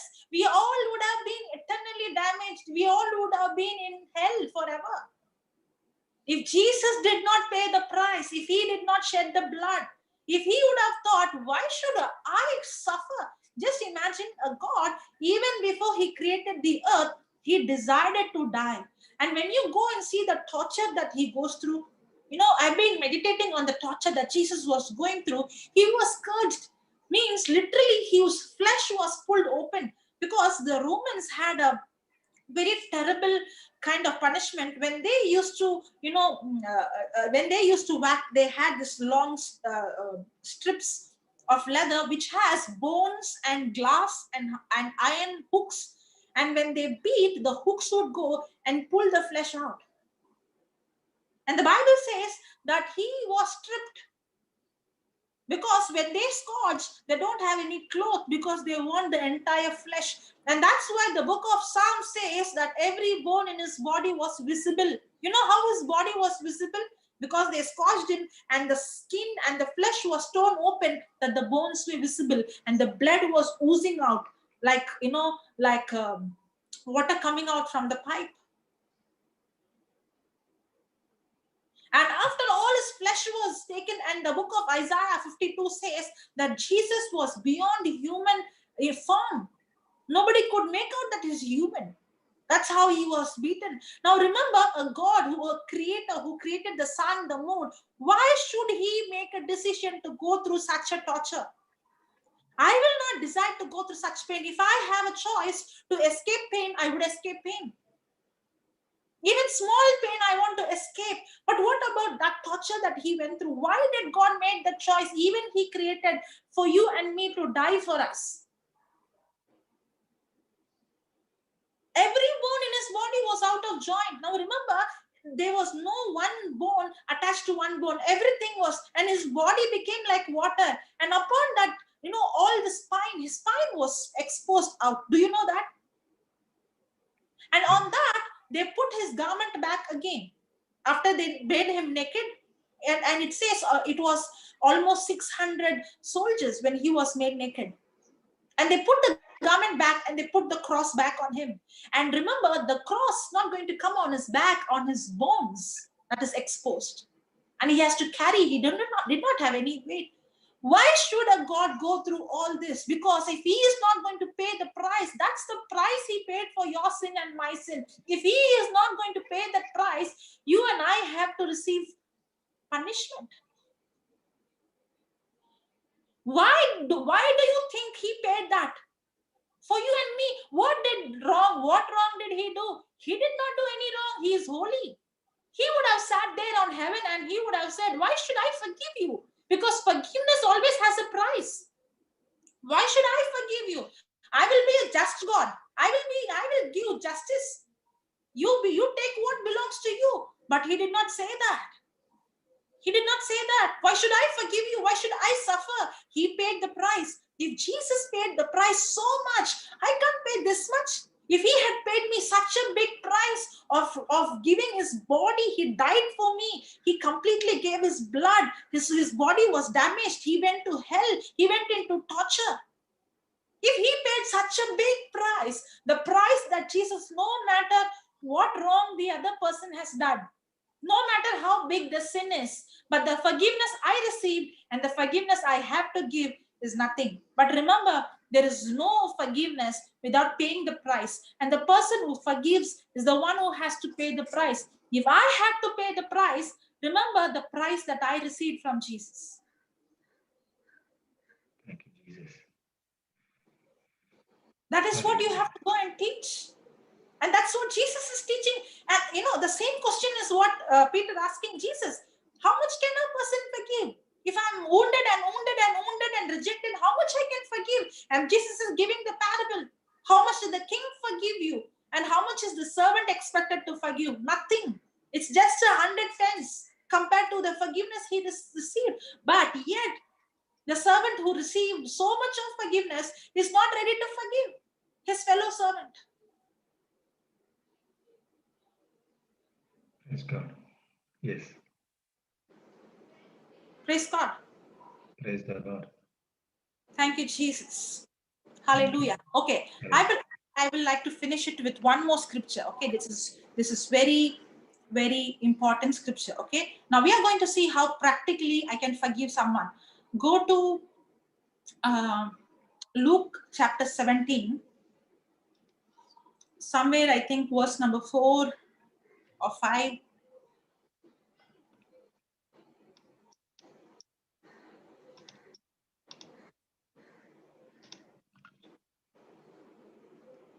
Thank you for the question, because when you ask questions, then the answer comes very practically. Praise God. Okay, amen. It, as a counselor, I would say to first listen to and emphasizes with the person's pain and help them to move into process of forgiveness. For some people, forgiveness is a bridge too far. Some would not be able to immediately forgive. The Lord is also as well as merciful. If you're going to tell that person the problems of that person and to think on all those things, then you're telling that person to have self-pity. No, not at all. See, I know one person who's been, right from the childhood, who's been raped by the father. And I have seen some people who have not gone through any kind of problem, but yet ended up in depression. But the very girl who was raped by the own biological father every week, right from when she was 5 years old. But science says, psychology says that she has to end up in, depression. But the same woman has a choice to receive the forgiveness from God and move out. And I have seen people who have gone through that kind of torture. I'm not talking about one or two, many of them. I know many of the girls, they may not come in open, but they come and share what kind of torture they go through. But I see the same people, they're walking in such freedom. Not only they have come out, but they are also forgiven the same father and the same mother has received Christ. And the same person is now going and bringing other girls who are got into sexual sin or other sin or other bondage. They're bringing out. And there is another person who has gone through the same problem, ended up in a mental hospital living as a psycho. Now, why is that? Both of them are raped from the childhood. One has become a great one of God, and the other one has ended up in the hospital. You know why? Because of your memory. If I'm going to keep on thinking on, he did this to me, she did this to me, how can she did? Then I'm going to end up in become psychological problem. But if I'm going to think on what Jesus has done for me, I'm not going to think on what that other person has done. Now, forgiveness is always connected to forgetting. Forgiveness is always connected to forgetting. Okay, let me speak something before I go to this Luke chapter 17. Let me speak something about forgetting. Now, remember, our memory is very powerful. Our memory is very powerful. Okay, somebody has put a message.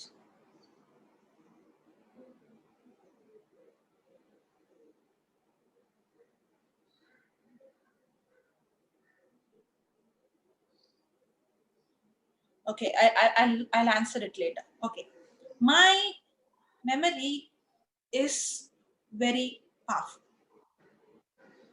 Now, we have the white book, okay? In the white book, if you see in the last prayer, when you ask for forgiveness, what God does. Now, what God does is, He throws our sins back that He will never turn us back. He forgets our sins. He throws our sins to the distance of east and west. The Bible says God will never remember our sins anymore. He will never remember our sins anymore. Now, the question will come, how is that I can forgive but not forget?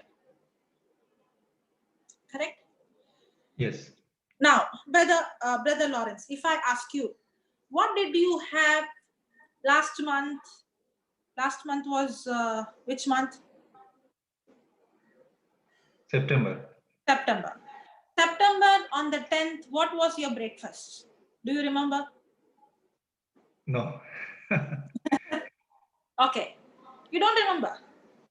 If I ask you the day you got married, what color dress you wore or what color suit you wore, do you remember? Yes. How is that? How many years back, brother, you got married? 9 years. How can you remember 9 years back what happened and you don't remember what happened last month? That is once in a lifetime marriage. Okay, now some people could say at the age of 10 exactly what so and so did to me. Yes. But the same person at the age of 10, there would be something else, something very good happened, but can't remember. But the bad thing, can remember. Why? At the age of 10, my teacher bet me, I remember till today, how she spoke before everyone and she insulted me. I remember. But there might be something very good happen. Somebody would have helped you. Somebody would have said something nice about you. I don't remember. You know why?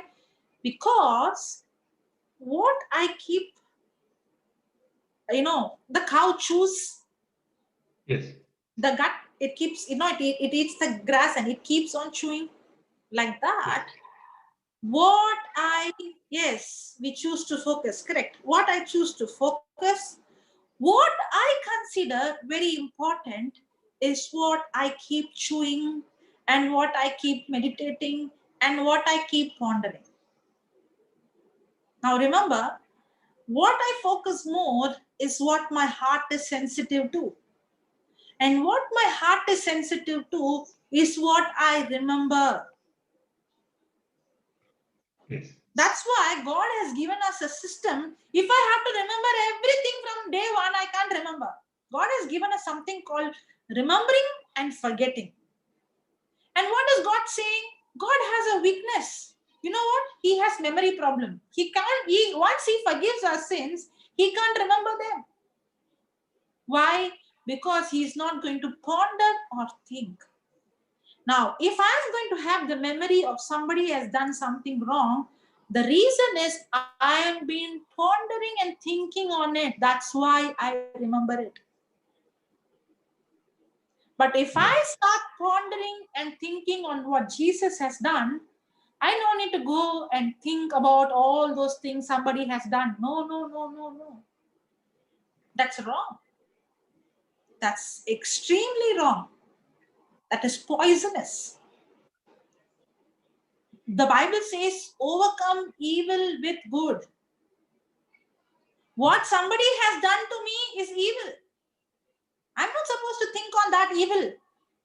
But what Jesus has done to me is good. And when I start pondering on what good he has done to me, now I am able to release that to the other person. That's why David always sings this. He always tells his soul, remind you, my soul, do not forget. He always remind his soul. I think it Psalms 103 verse 1 and 2. He always speaks to his heart. Do not forget the benefits of the. Okay, you can put that scripture.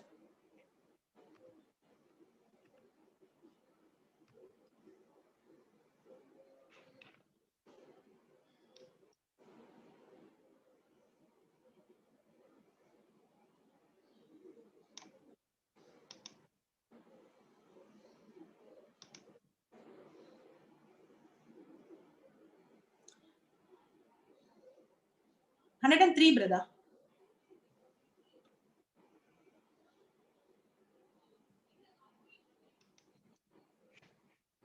I can't go back, is it, in this system? That's what I don't know. 103. Okay, that's okay. Yeah. Now what is he saying? Bless the Lord, O my soul, and forget not all his benefits. But it is the ulta for us, vice versa. We forget all the good happened and we remember all bad happened. But what is God saying? What is Paul saying? Forgetting the past. Is Paul saying that? Yes, I'm forgetting the past. I am supposed to forget the bad things, and I should not forget the benefits. Now remember, what is in my memory is what is going to take control. The very reason there is wound and there is rejection, there is pain, is because that incident took place once. Somebody spoke about me once, but even till today, what that person spoke is so real in me because it's still there in my memory. Somebody abused you physically once or twice or 3 times or 4 times, but that abuse is in your memory every day, torturing you. Yes. That's why I am supposed, bless the Lord, O my soul, and forget not all his benefits. I am supposed to, by choice, I have to take the scripture. I challenge you, I would say forgiveness is not like a feeling. Forgiveness is not an emotion. No, not at all. Forgiveness is not an emotion. Forgiveness is not a feeling. Forgiveness comes based on a person, spending time to change his thinking and building a new stronghold. Amen. It doesn't come by default. It doesn't come just like that. It doesn't come based on your feeling. Forgiveness is not an emotion or a feeling. Forgiveness is a decision. It's a choice. Now, many times the question would come as, when somebody comes against me, it hurts me.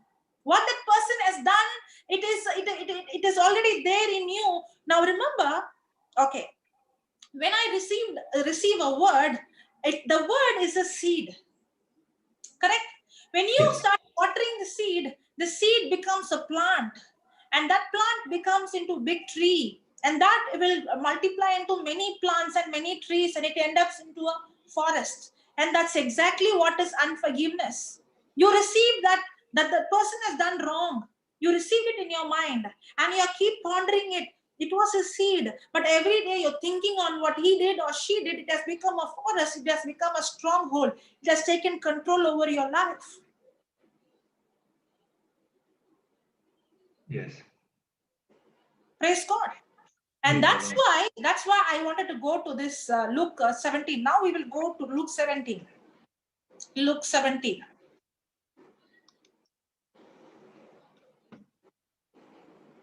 Yeah.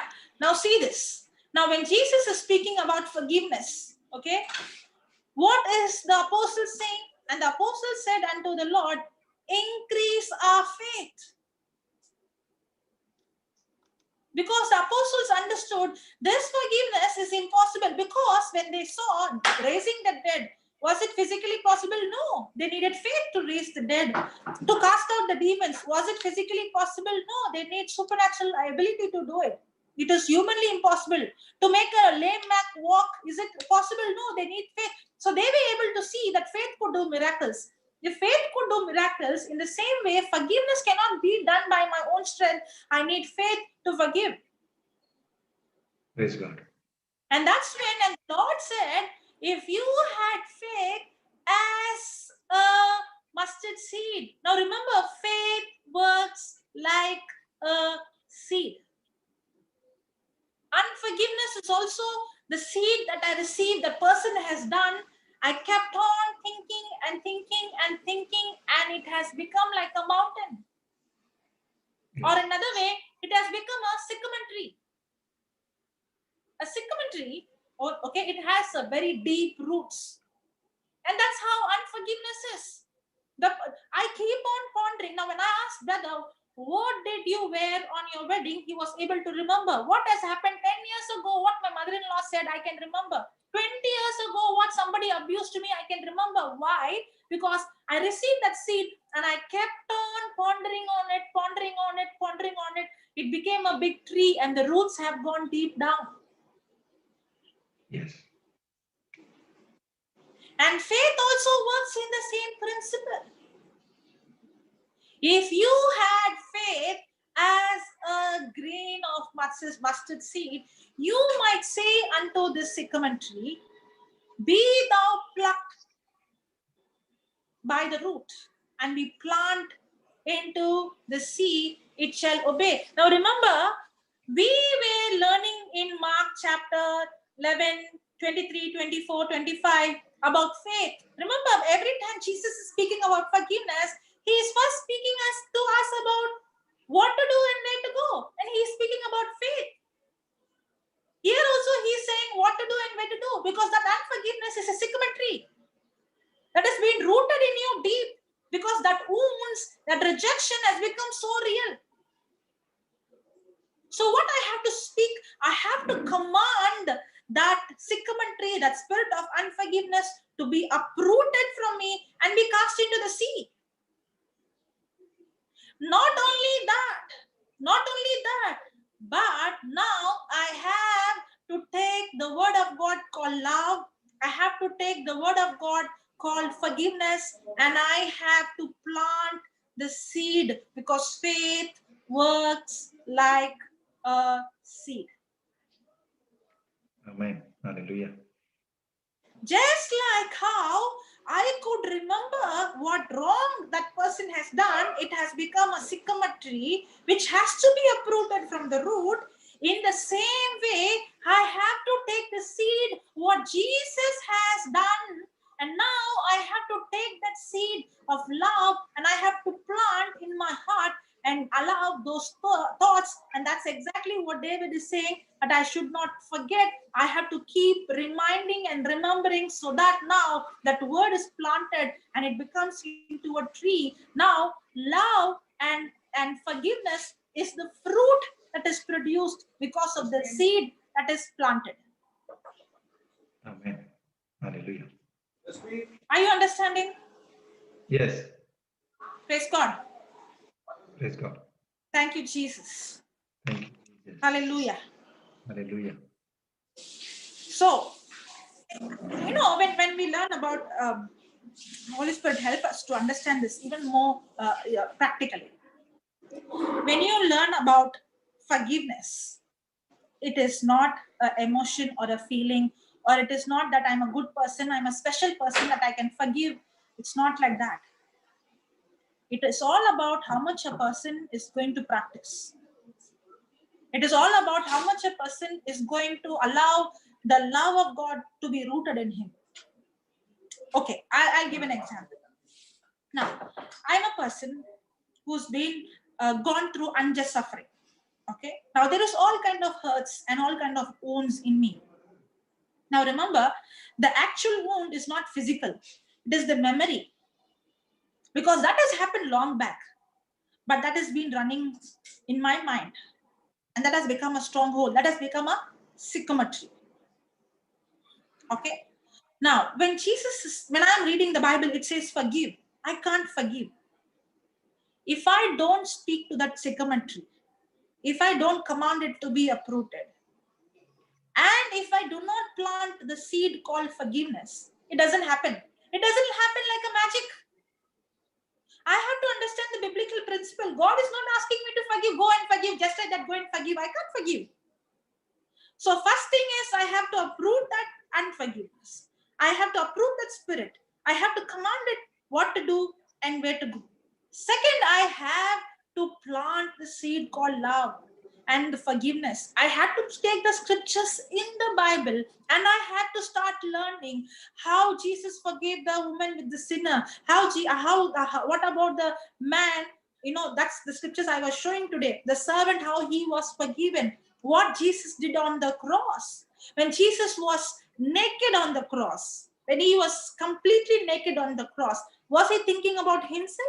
No, he was thinking about the very people who were mocking and doing all kind of bad things. He was thinking about them because he didn't want them to go to hell, and he was praying for forgiveness. Because if he's not going to pray for forgiveness because he's paying the price, they are not going to be saved. Even at that time, he was not thinking about his shame, but he was thinking about the other person. Now, when I'm studying all this, what I'm studying love.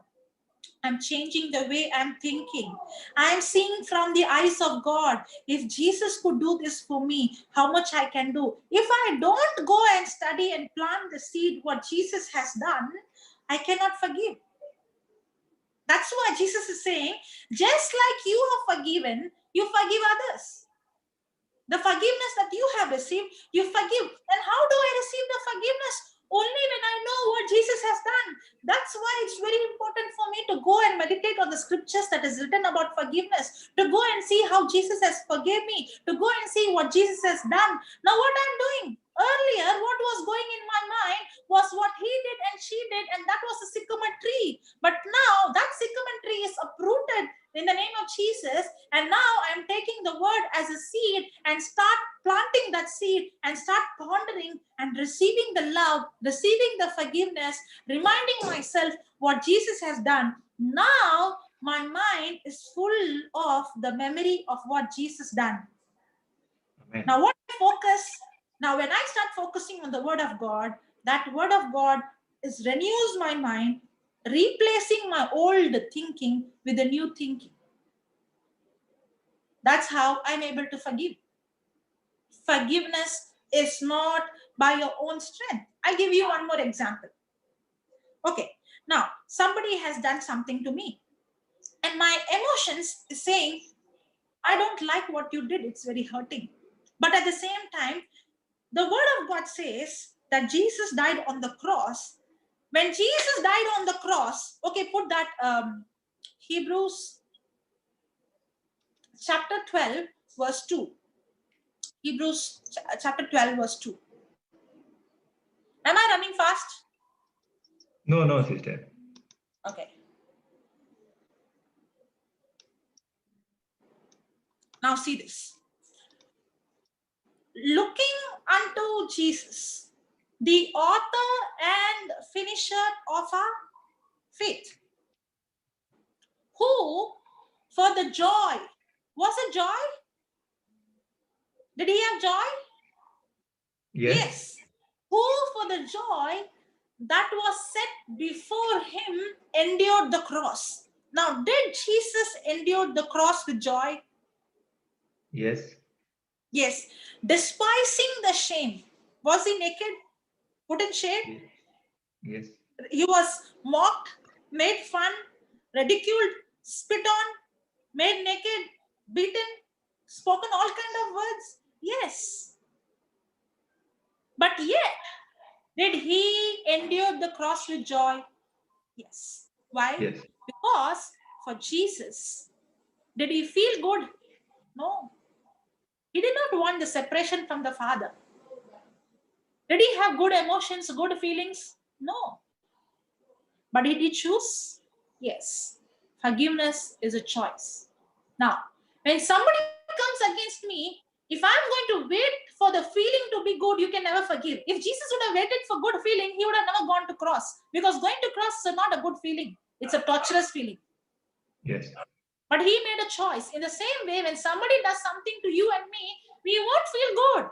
But then, by faith. Now, when I say by faith, now, for example, if Brother Lawrence has done something to me, it's very hurting. I did not expect he would speak like this word before everyone to me. Okay, now everything in my emotions is not good. Now remember, that's where we all fail, because we want our feeling to first change. No, no, no, no. The Bible says, when you pray, first believe and then you shall have. Remember, every time Jesus is teaching about forgiveness, he's teaching about faith, because faith is not feeling, faith is believing, not by your feeling. That's why forgiveness is also not feeling. When Brother Lawrence has said, insulted me before everyone, my feeling is not going to be good. But then I have to make a choice. Jesus, when brother said these words to me, I did not feel good, nor do I feel good, but I make a choice to love this brother. And how I'm going to love? With that forgiveness that you have forgave me. Because your word says in Romans chapter 5, verse 5, the love of God is poured abroad in my heart. Jesus, I do not feel like forgiving Brother Lawrence, but because you have poured your love in my heart, with that love, I choose to love my brother. Now I'm opening my mouth and saying, in the name of Jesus, thank you, Jesus. I love Brother Lawrence with the same love you have poured in my heart. Thank you, Jesus, that you have filled my heart with your love. Thank you, Jesus, that you have poured your love in my heart. And with that love, I love my Brother Lawrence. Now, when I'm saying I love my Brother Lawrence, what is happening? Everything in my system is saying, come on, shut your mouth.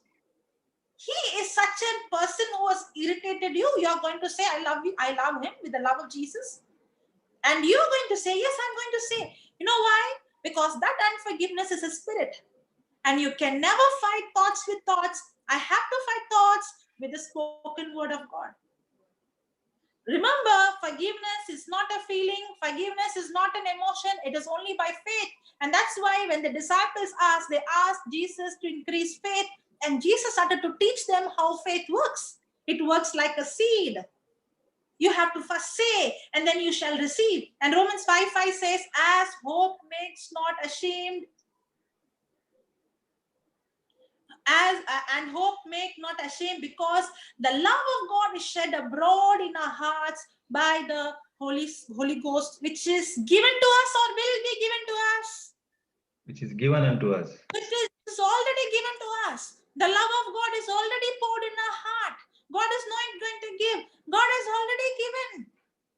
The day I am born again, I have received the love of God. Did we read in Ephesians, is God going to forgive us, or we are already forgiven? We are already forgiven. We already received the love of Jesus. Now, all I have to do is by faith, I have to open my mouth and speak. You know what happens? When you have such kind of hurt, when somebody comes against you, and you open your mouth and say, keep saying, I love this person in the name of Jesus, the same love I received.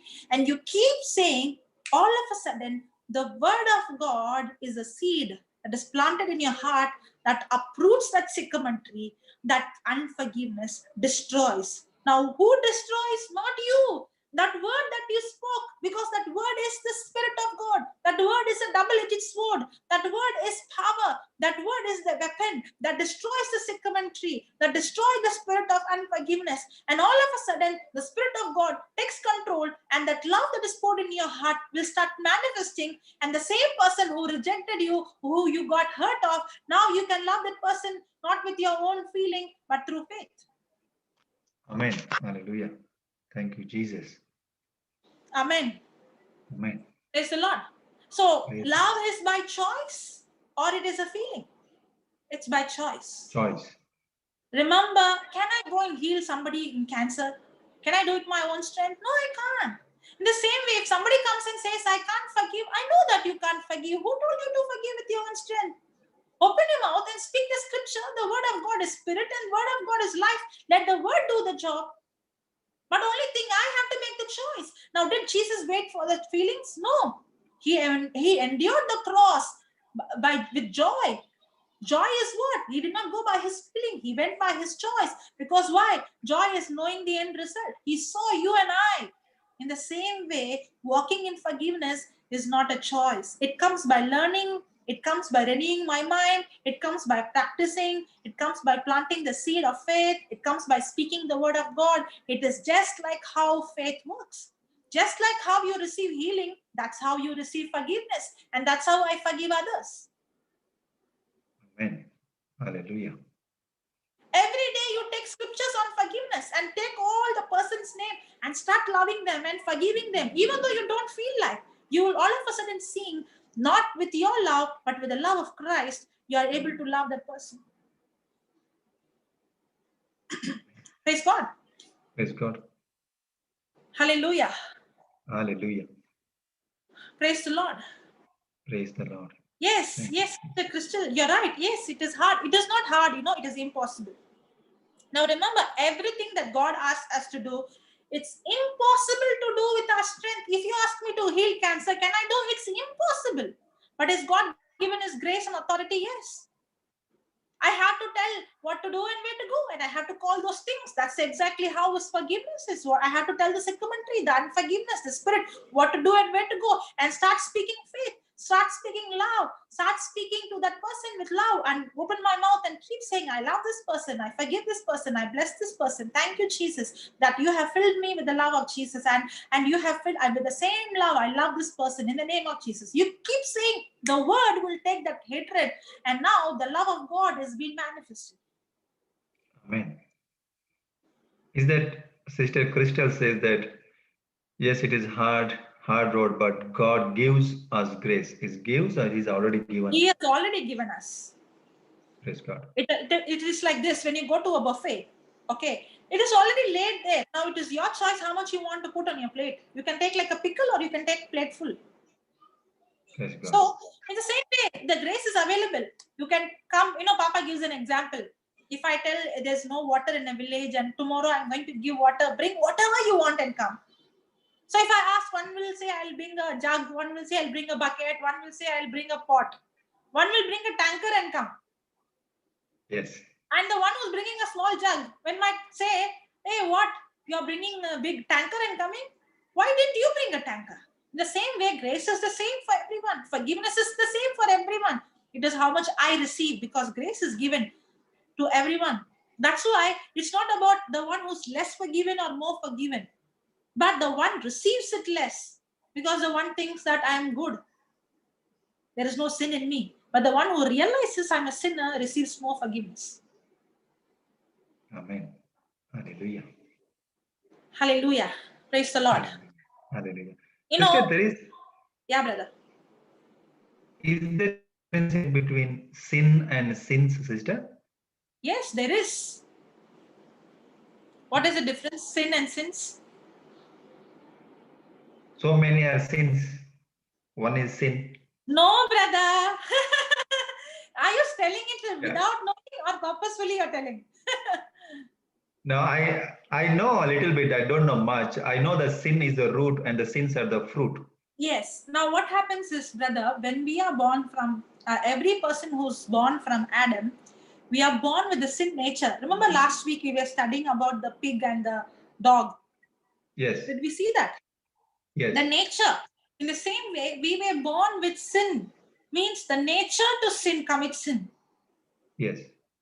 Okay. So because of the nature of sin, we commit sins. Now, Yes. now Okay. it is not like this. Now we think, okay, you committed adultery, you're a sinner. You went and stole, you're a sinner. No. I do not become a sinner because I commit sin. No. I commit sins because I am a sinner. I don't become a sinner because I commit sin. It's just the opposite. Because I'm a sinner, because I was born as a sinner, I was born with sin nature. Now, because of the power that I have, the nature I have, I commit sins. But when I'm born again, that very moment, the sin nature is being destroyed. Yes.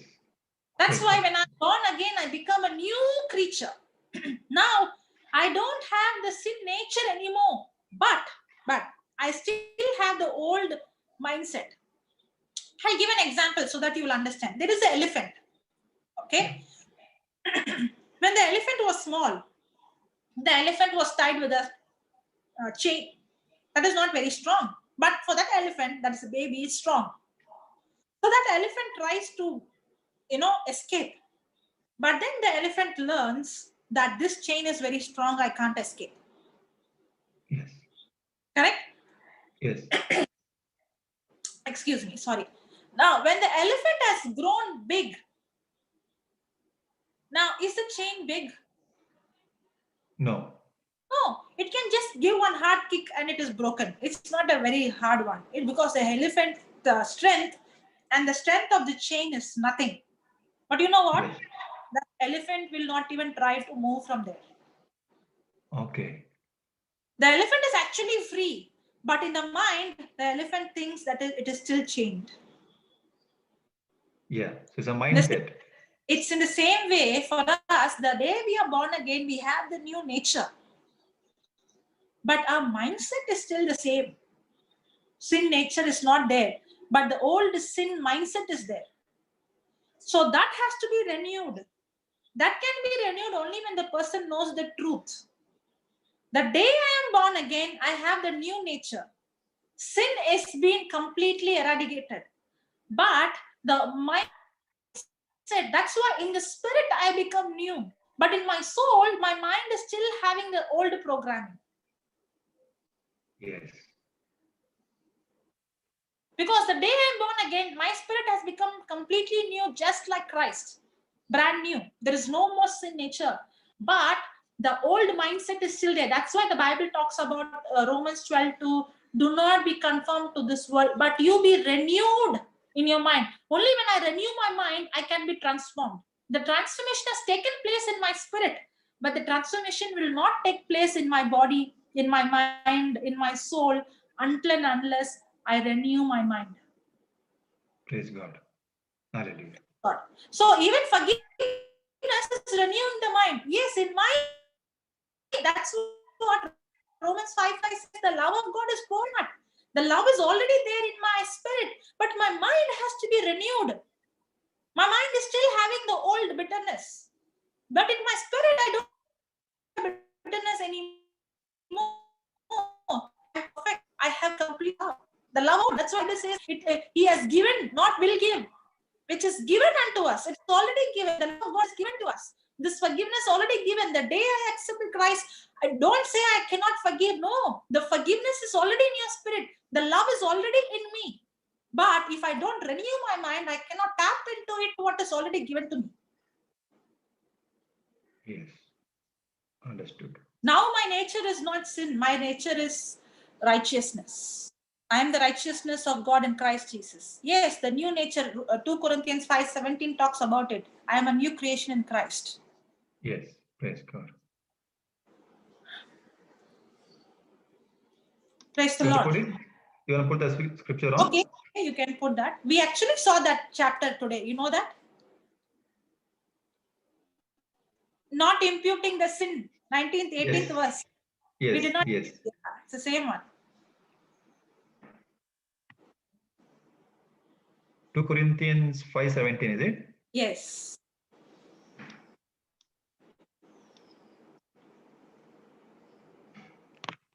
Therefore, if any man be in Christ, he is a new creature. All things are passed away. Behold, all things are become new. Not will become new. It's already become. Not some things, all things. So where is the love of God? In my spirit. Where is forgiveness? In my spirit. Where is healing? In my spirit. But what about my mind? Still old thinking.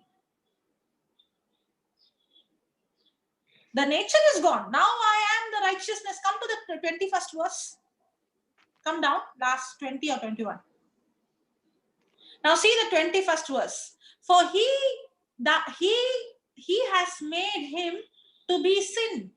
Who was made sin? Now it's not sins, sin, the nature. For us, Jesus did not commit sin. He was made sin. Now what is the difference between made sin and committing sin? We made sinners by Adam. What is committing sin and made sin? Committing. Adam committed sin. Jesus did not commit sin. He was made sin. Yes. He was, for he had made him to be sin. Jesus was made sin because he took our sin, the sin nature, and the sins also. Okay, who knew no sin, he don't know sin, but he took our sin, that we might be made the righteous. Now, are we righteous because we do something, or we are made? Just like how Jesus, who did not commit sin, was made sin, in the same way, we are made righteous not because we did something righteous, but we are made righteous just like how Jesus was made sin. You and I are made righteous. The very day we receive Jesus, it is not because of our action. When we came to church, when the prodigal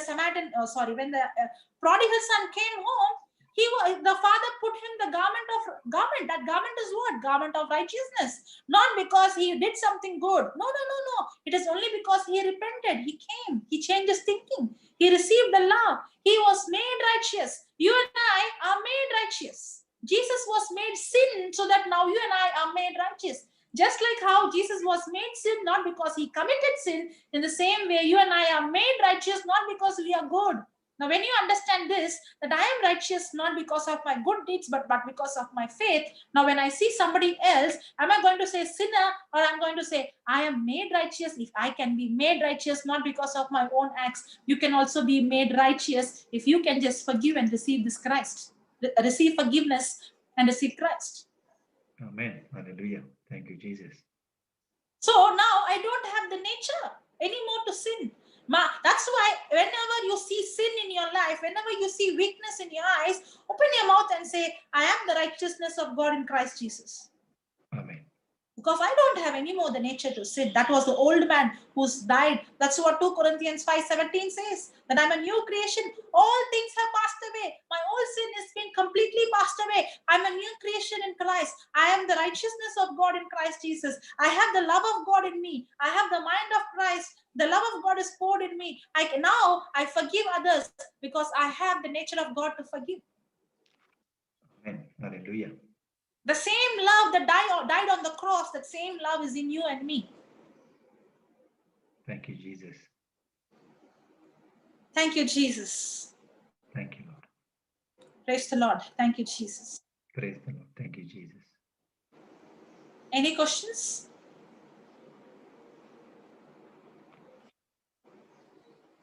You know, most of the unforgiveness, many times we think when I forgive, I am doing good to someone. But actually, when I forgive, I am doing good to myself. You know why? Because when I have unforgiveness in me, I am damaging my own body. Science says most of the sicknesses is because of unforgiveness. Because my brain is not created to have anger or bitterness. I'm created like the image and likeness of God. God has designed me to love, to forgive, because that's God's nature, because we are created in the likeness and image of God.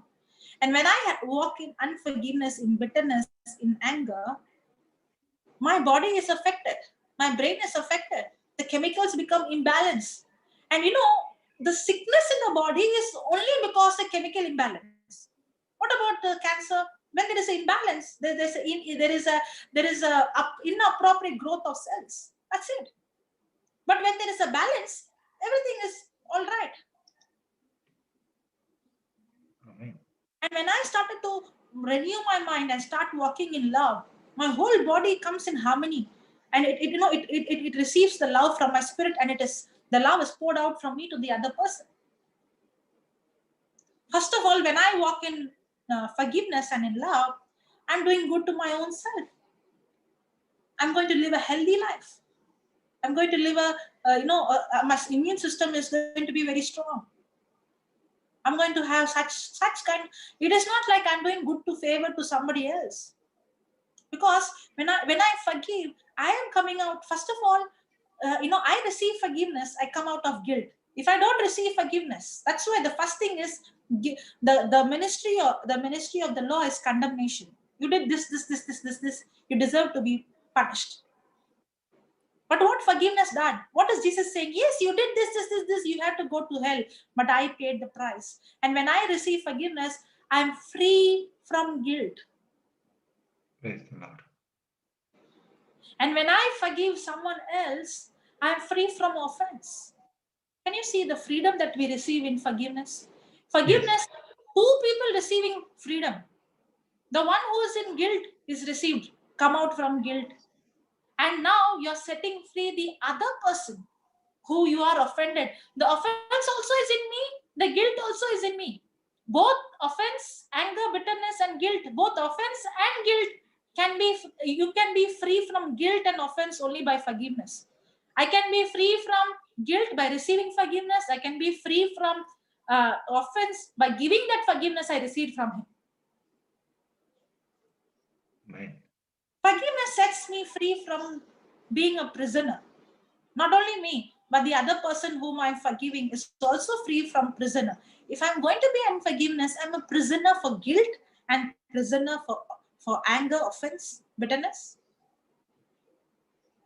Forgiveness is freedom, peace. Yes. Praise God. Praise God. Praise God. Thank you, Jesus. Hallelujah. Thank you, Jesus. This Hallelujah. topic we can go and go and go if we go study different angles. Yes. Yeah? Sister, I got one question. It is just a Yes, doubt. Yes. So now, if in a friendship, we are having so many troubles, quarrel or fight, something like that. Now, I'm willing to forgive that person. But if that person, he don't want to receive that forgiveness and he don't want to take that forgiveness at all. So in that time, what will happen? Brother, you always have to see Jesus as your model. Okay. Now, did Jesus die only for those who are going to receive, or did he die for everyone? For everyone. Did he forgive only some people's sin, or did he forgive the entire human race sin? Entire human race. But is the whole human race going to accept and receive? No. No. Okay. So is this love one-sided? Yes. Remember, Yes. my love is God's kind of forgiveness and God's kind of love. And God's kind of love is always one-sided. If God's love is one-sided, my love also is one-sided. It doesn't matter whether you receive it or you don't receive it. But my side, I forgive you. From my side, I love you. But I also believe that seed that is planted will not go waste. Just like how Stephen, when he was praying for forgiveness, for those who were martyred him, those who were throwing stones, who was the reason? Saul, who became later Paul. Yes. But did the seed of forgiveness convert him? Yes. So when I start walking in unconditional one-sided love and one-sided forgiveness, I believe by faith that the seed that I have planted will not go waste. I'm not going to go by what I see, but I go by faith.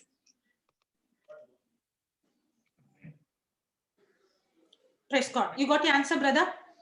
Yes, sister. Yes. So many times it happen like the people say that You can't make them accept. You can't make them accept. They have their choice. Yes. Many times, even though they say that I don't forgive you, it is not possible for me to forgive you. So that's why I thought that what will happen in that case? It's one-sided. Yeah, okay.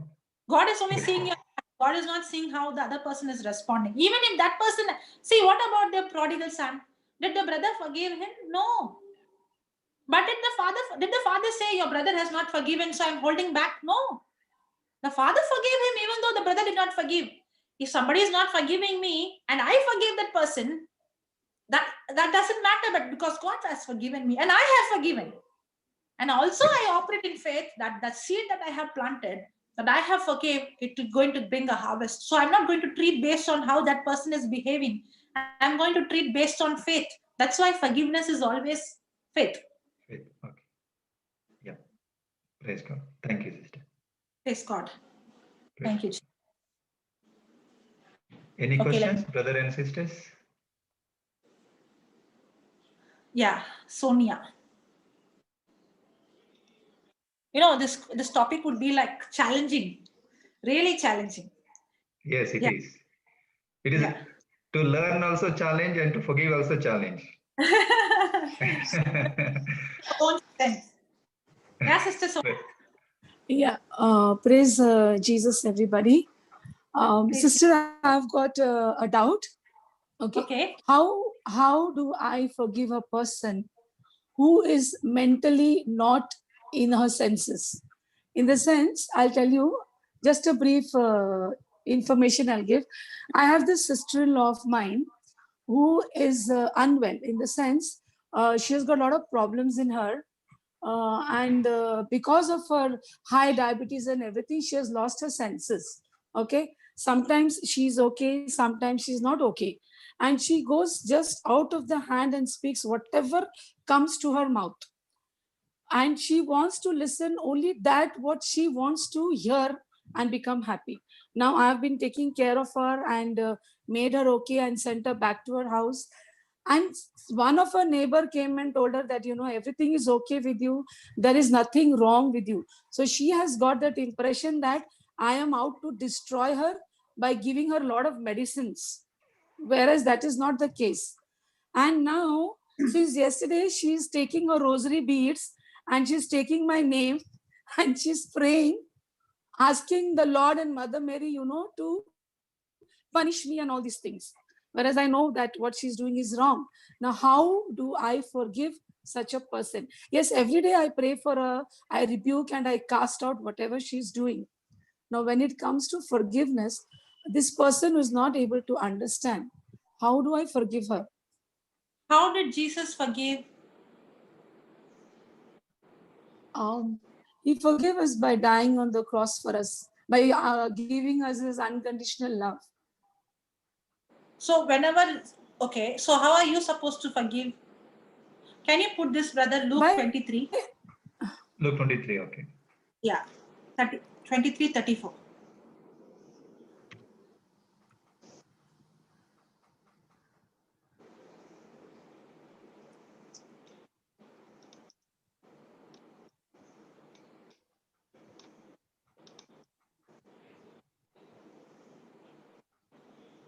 Now, okay, now where is Jesus on the cross? yes, Was he stripped naked? yes. When a person is naked, what will be the first thing that comes in the mind? I would feel sorry for that person. I feel No, no, okay, no, he's not in not his about the senses. other person. No, no, no, no. I'm talking Yeah, about I am in that place. What would be the first thing that is happening for me? I would feel The first thing ashamed, I want, feel I bad. want to cover my shame. Correct? Yeah, I want to cover my yeah, shame. Correct? Now, yeah, yeah, at that moment is the hands of Jesus and his feet nailed. yes. Now, what torture must be going in his mind? Can't imagine, sister, unbearable. Unbearable. Now he must be thinking, and they are mocking. And remember, every bone, the Bible says every bone in his body was visible, and he's Out naked. of his joints, yeah. And he's terrible, terrible.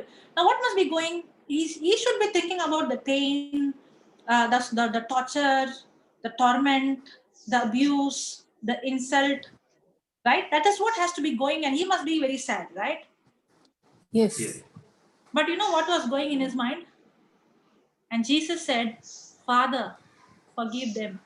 Even at that time, his focus is not on him, what they did to him, but his focus was he was loving those who were coming against because he didn't want them to go to hell. You know who's that them? Nobody else, you and I. yes, Because it is for that person he has gone to cross. It is for you and I he has gone to cross. And even at that time, he was thinking about you and me. That's exactly what God is telling your sister-in-law. God loves. Now you have the love. You have received the love, but she has not realized the love. If she would have realized the love, she will not be going through the torment that she's going through. You can see it in two ways. Jesus had two options. One is, oh, you all are torturing me, no? You all will get. You know whom you are torturing. You all will be in the hell, yes, the fire, torture for what wrong you are doing. One. Second thing, Lord, Father, forgive them. I don't want them to go, don't want them to get what they deserve. They are thinking that they are doing right, but they're ignorant. If only they know the love, they won't do this. For they know not what they do. See the prayer of Jesus. he's actually seeing them as ignorant. They don't even know that they're doing this to the King of Kings, to God. They have not even experienced the love. They don't even know what is forgiveness. They don't even have tasted, Lord, Father, forgive them, because they don't know. They have not experienced. Now, you have a choice. Are you going to, that's why I'm saying from the beginning, you can see it from the point of Jesus. And you can see her, she doesn't know. She has not tasted love.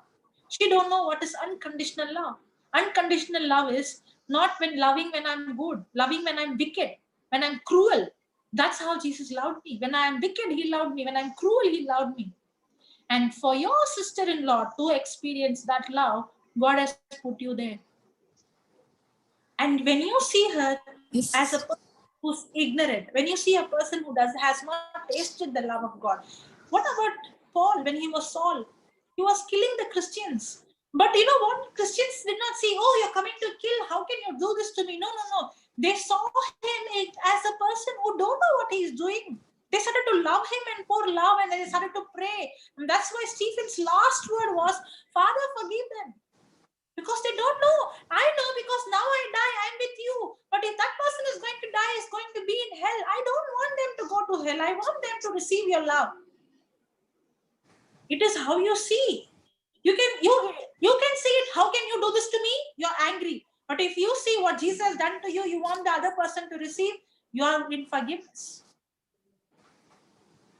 It is how you see. You can see your sister-in-law is a person who wants unconditional love. Remember, conditional love, anybody can say, you do good to me, I love you. But unconditional is, you be wicked to me, you be cruel to me, but yet I would love, so that you will experience God's kind of love which I received. Now, that's why when the disciples asked, increase our faith, Jesus started to teach them. Now, what you have to do is, you have to open your mouth and Jesus, whatever that spirit that is tormenting her, or whatever spirit that is tormenting as me as well, because that bitterness is also a spirit operating not only in that person. Whatever is that spirit that is irritating, I bind it in the name of Jesus. I cast it out from my life and her life. I thank you, Jesus, that you have filled with your love. Thank you. With that love, I love my sister-in-law. And you see her as a soul that God has given as an assignment to take her to eternity. Okay.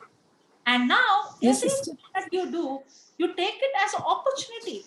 See, you can take it as you can take it something hurtful. Oh, you did this to me, you acting like this to me. Or I can take it as an opportunity. Okay, you did this to me. Now I can show you the love of Jesus. So you can know who Jesus is.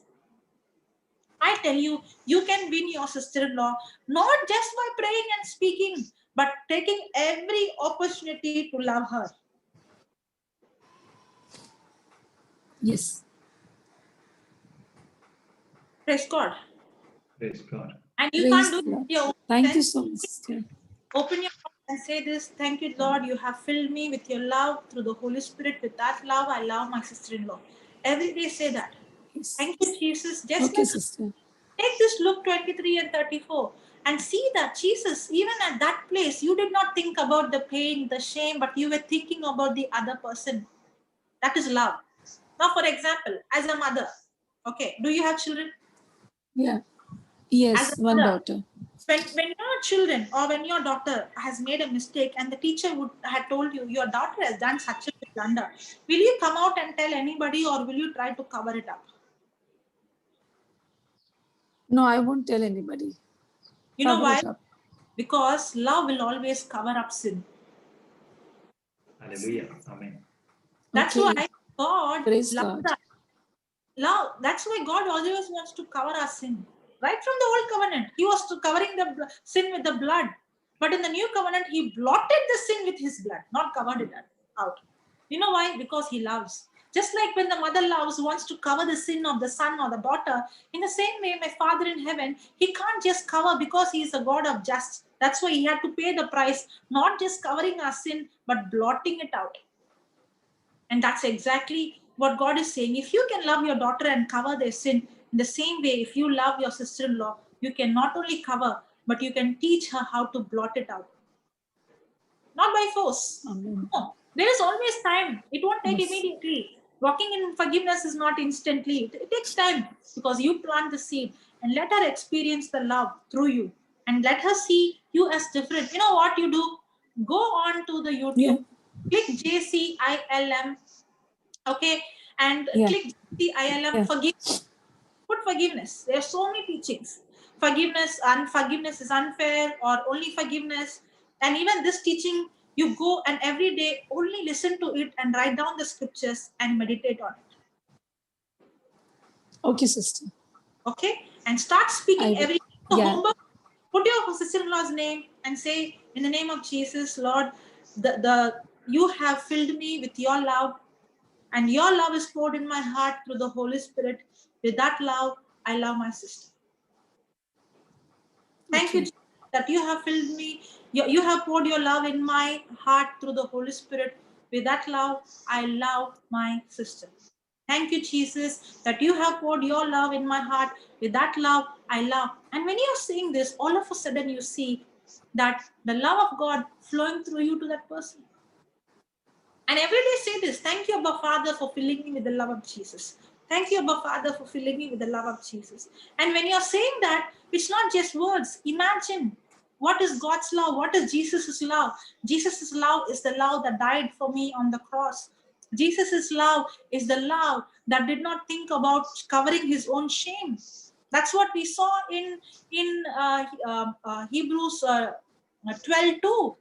Despising his shame, he endured the cross with joy. Despising the shame, he endured the cross. He did not think about his shame, but he was thinking about you and me, and that's why he had joy. And that's exactly what happens when I walk in love. I'm not thinking about what he or she did to me, but now I am focusing on the other person who I wanted them to receive, enjoy, or experience the love. Praise God. Praise God. Praise God. Praise you, Jesus. Thank you, Jesus. Did you get your answer, Thank sister? you so much, sister. Thank you so much. Yes, sister, yes. And I will practice it. Did you have so much. Have any pain in your body? I have, sister. Can you check now? It's gone.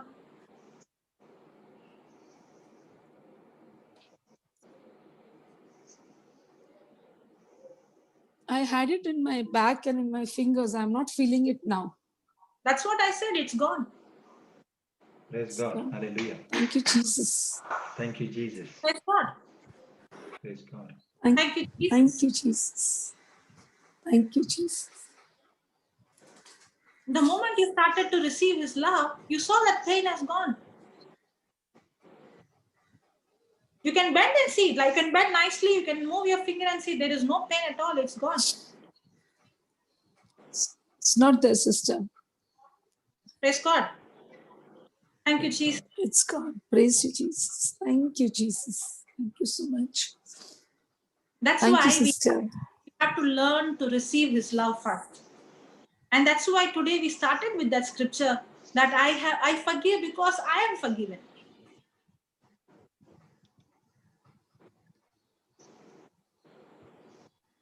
Praise the Lord.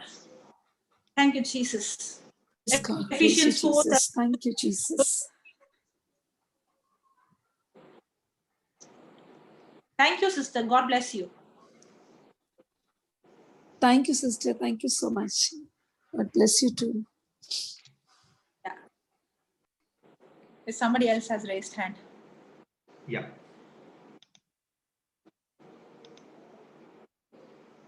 Sister, unmute yourself, sister. Can you hear me, Sister Joselin? Yes. Yes, Sister Joselin. We are praying for a friend of ours called Glenn Francis. He's in hospital at the moment. We went and prayed over him and he's healed. But today when we went to see him, he was finding it hard to breathe. His name is Glenn Francis. Can you please say a prayer? In Jesus' name and by the power of the Holy Spirit, he is healed. Glenn, right? Yes, Glenn Francis. Okay. Praise the Lord. Thank you, Father. Lord, we thank you. Thank you, Jesus. Just like how the centurion came to you, Lord, and when you spoke just a word, your word went and healed the servant. In the same name, in the same way, Lord Jesus, right now, we speak your word by faith, speaking to the mountain what to do and where to go. Right now, wherever is Glenn, I speak to that mountain, I speak to that infirmity, that sickness in his body. I bind you in the name of Jesus, be uprooted from Glenn's body and be cast into the sea in Jesus' name. And thank Amen. you, Jesus. Right now, I speak to the lungs. Your lungs be healed, be recreated, be reconstructed in the name of Jesus by the power of the Holy Spirit. Brother Glenn, right now, receive brand new lungs. In the name of Jesus, I thank you, Lord. Thank you, Father. I command the angels to replace and put a new lungs in him. Right now, receive new lungs. Life of Jesus, breath of Jesus is flowing into your lung. You're completely healed in Jesus' name. You're completely restored and recovered. And every report of the doctors is normal in Jesus' name by the power of the Holy Spirit. Amen. Amen. Amen. Thank you, Amen. sister. Thank you, Brother Lawrence. Thank you, sister. Praise the Thank Lord. Praise Praise the Lord. God bless. Yeah. Praise God. Praise Yes, God. brother. And 8:41. Yes. what, brother? No, you go, sister. You go. You are saying something. No, there is we have the white book, right? I'm just trying Yes. to take the white book. In that white book, in the last page, there is this what God does when we ask for forgiveness. Okay. Page number 98. 98, yes, the last page. If you see, this is what Jesus has done to us, and this is what we have to do to others. When you ask Jesus, thank you, Jesus, for cleansing my sins as white as snow. He forgives our sins just like white as snow. Thank you, Jesus, that my sins are removed at immeasurable distance as far as east is from the west. That's what he does. For east and west will never come together. That much far he has thrown it out.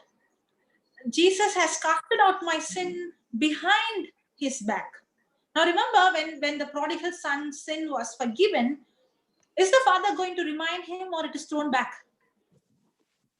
1 minute, my laptop. Yeah.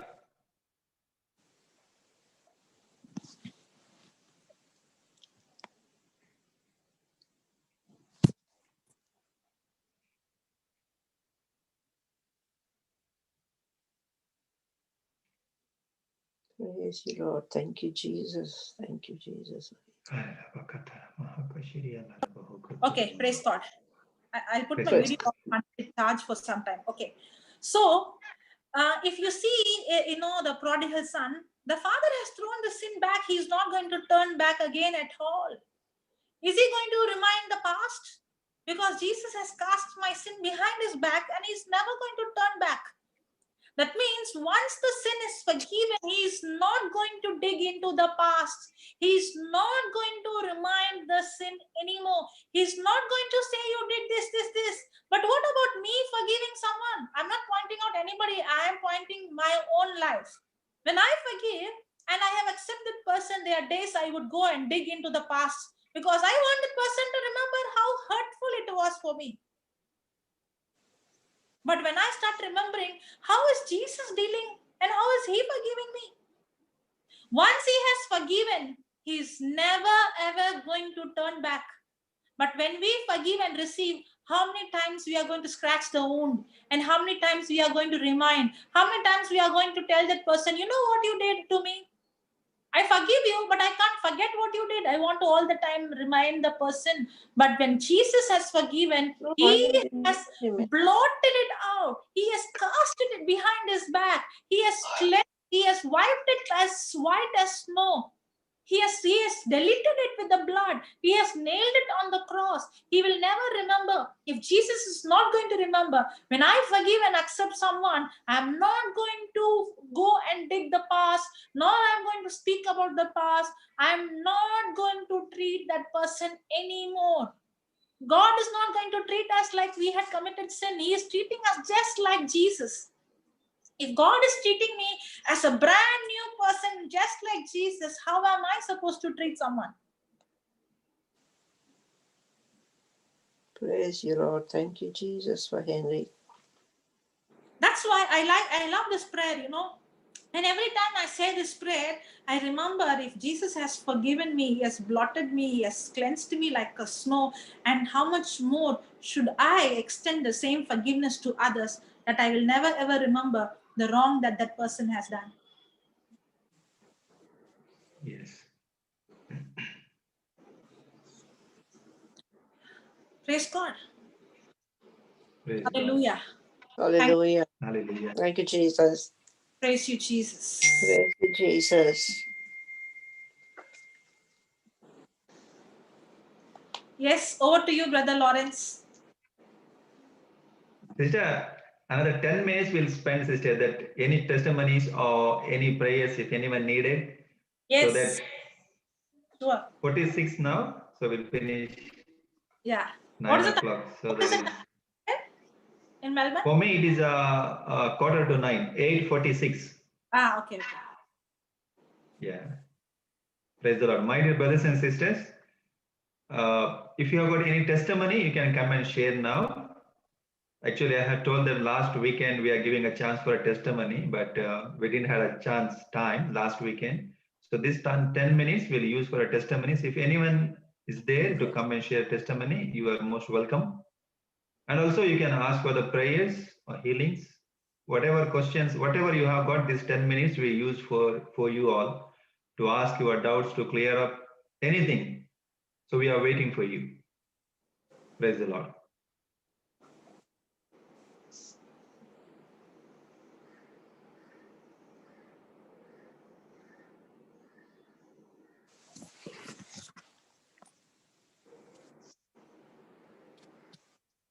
Yes, sister.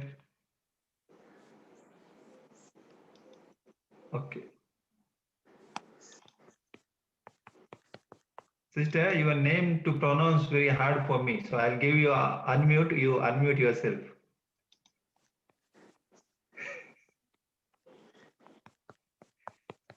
Skolastika. Sister, unmute.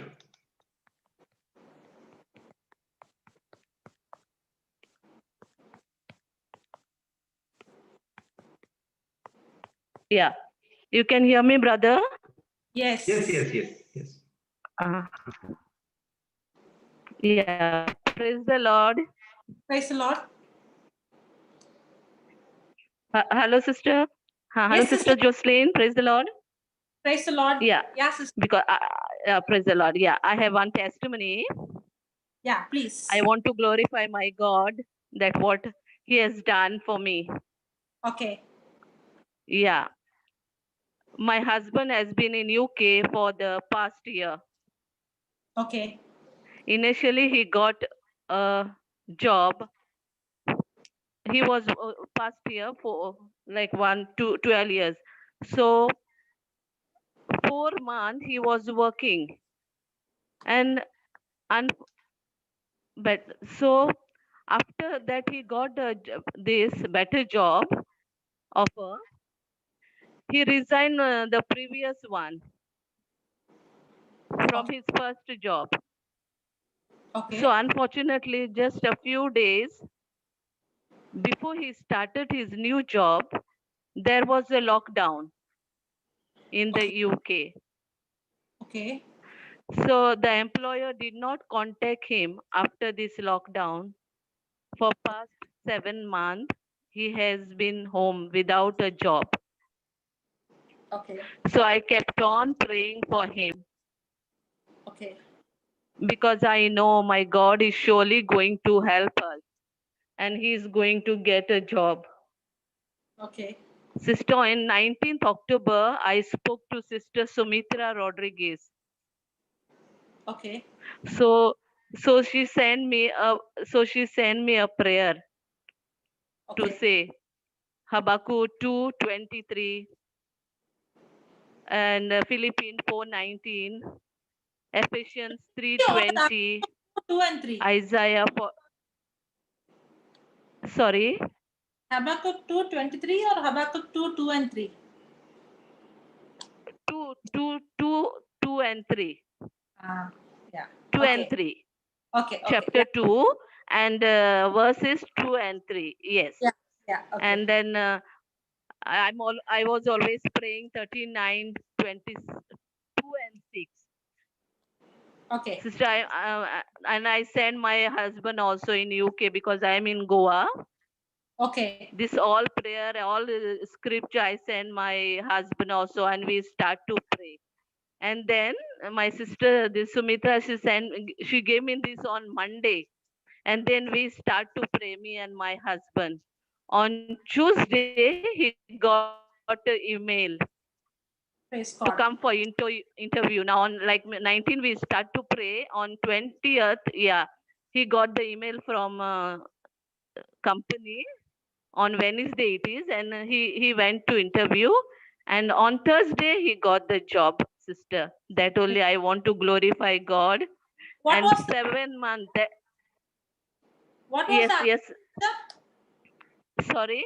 What was the other scripture? One is Habakkuk and the other one? Genesis 39:2-6, Ephesians 3:20, Okay. Isaiah 41:10. Okay. And I was saying on a rosary beat, sister, that God supply all my husband needs of employment according to his riches in glory. This all the time I was saying 100 times a day. Okay. Praise God. Yeah. So, and he got the job, and I thank God. 7 months he was without job, but God made his provision. My husband and my daughter is there, 16 years old. Was the time when you actually started to come to close to God, studying the word and renewing the mind, Yes. right? Yes, sister. I start to hear this Melbourne prayer every day. Praise God. So what Hallelujah. the devil meant, the Lord has turned it around for good. Yes, sister. Yes, sister. Thank you so much Yeah. for God. God, for my God. Thank you. Thank you, Brother Lawrence. Thank you, sister. Praise the Lord. Thank you Jesus so loves much. you, and we all love Thank you. you. Thank you. Thank you. Thank you. Thank you for sharing your testimony. God bless you. Thank you. Yeah. God bless you, brother. God bless Thank you, you. Sister Joselin.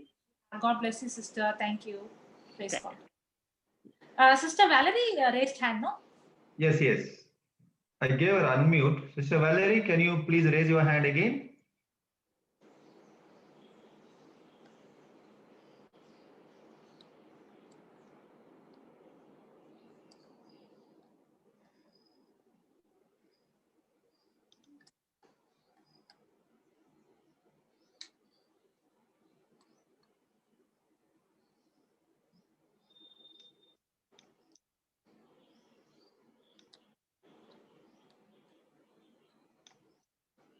Sister Valerie, can you please unmute? I gave you the unmute.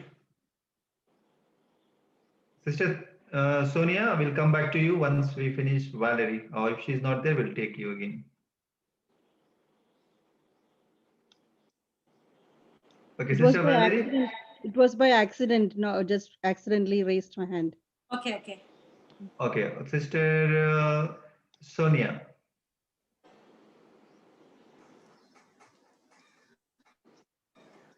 Sister Sonia? Can you hear me? Yeah, Yes, sister. yes. Okay. Sister, I've come back again, Yes. not with testimony, but to pray for my husband, Peter. Okay, I have already prayed with Brother Lawrence in the morning. Okay. Brother Lawrence has always been there ready, you know, anytime I call him. He is a blacksmith actually in my life. Okay. So I said, since now you are there, let me also pray with you for my husband. Okay. He is come on holidays and he's traveling back now. But to travel back to his workplace, that is in Abu Dhabi, he requires permissions from the UAE authorities. Without that permission, he cannot travel. His job is there, everything is there. The tickets also the company will send, but without this permission, he cannot travel. Okay. So what did Brother Lawrence say? Yeah. What did Brother Lawrence? We both made a prayer, and he gave us this Genesis 2-6 and Isaiah 54:17 and Philippians 4:19 for my husband to confess, which I wrote and I gave to my husband. He is confessing And I'm also confessing. So what does Mark 11:24 says? Whatever you desire in prayer, believe it, you have received it, and it shall be yours. I have already believed, I have received, So and now it is mine. I'm going to pray because I believe in what Brother Lawrence prayed on the scripture and what scripture is given. Okay. But I will agree in the name of Jesus. Whatever is spoken. Agree. According to Mark chapter 11, verse 24, the favor of the Most High is in your is upon your husband, and the favor of the God is upon him. That everything is done, everything is clear. In the name of Jesus, I agree with that prayer. Amen. Amen, amen, and amen. Thank you so much, sister. Okay. Amen. Thank you, Brother Lawrence. Thank you, sister. God bless you. Oh, it's all done now. You don't need to worry about it. Too. It is already done. Yes. So your desires yes, sister. Keep thanking. Yes. Sister, that you're coming and asking again prayer for that, that means there is some kind of a doubt is in your heart. Not prayer. I use the wrong word. I should have said agreement. Can we come into agreement? Okay, I use the word prayer. Okay. Yeah, that is the now mistake I'm clear. So when you say it's a prayer, I was myself coming to the conclusion for a doubt. But when you said agreement, no. Agreement, not doubt. Praise the Lord, sister. Yes, thank you very much, sister. Praise Jesus. Thank you. Thank sister, you. Thank you. Galaxy J7. I unmuted. You can unmute from your side, please.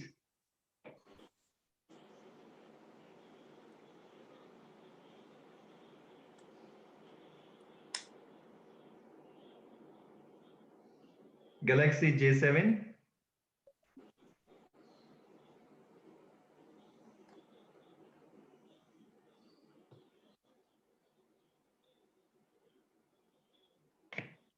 Are you there? Can you hear us? Sister or brother, can you hear us?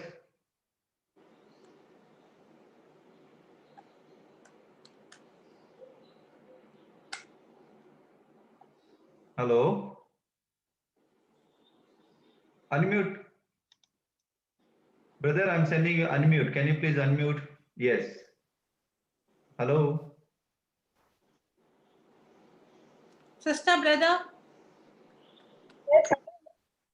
Yeah, sister? You can hear me? Yeah, we can hear, but it is a little breaking. Can you speak again? Yeah. Yeah, sister, tell me. Sister, do you like when you are at the confession of tongue, no teaching of tongue and tongue? You can't You're hear. breaking, sister. You're breaking. Can you stay in one place and talk? I think you're walking. No, I'm not talking. I'm sitting on a chair. Okay. You are okay. Your mic. Speak. Keep your mic close to your mouth and speak. Okay, now you can. Hello. Yeah. Yes, I'm Brother Lawrence. Can you remove your earphones and directly speak on your phone? I don't have earphones. I'm speaking directly on the phone. Okay. Your voice is breaking and coming. Okay. Now you can hear? Yeah, now much clear. Yes, sister, I'm getting this burning sensation in my body, in my hands and in my shoulders, my palms, pricking sensation, and in my hip joints and all that. And I'm in a very cranky state. Okay, close your eyes and say this. Jesus. Jesus. I thank you.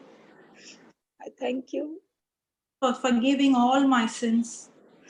For forgiving all my sins. And washing me with your blood. And washing me with your blood. Jesus. Jesus. With the same forgiveness that you have forgiven me. The same forgiveness with which you have forgiven me. And the love that you have poured. And the love that you have poured. In my heart. In my heart. Through the Holy Spirit. Through the Holy Spirit. With that love. With that love. I choose to forgive. I choose to forgive everyone who has hurt me. everyone who has hurt me.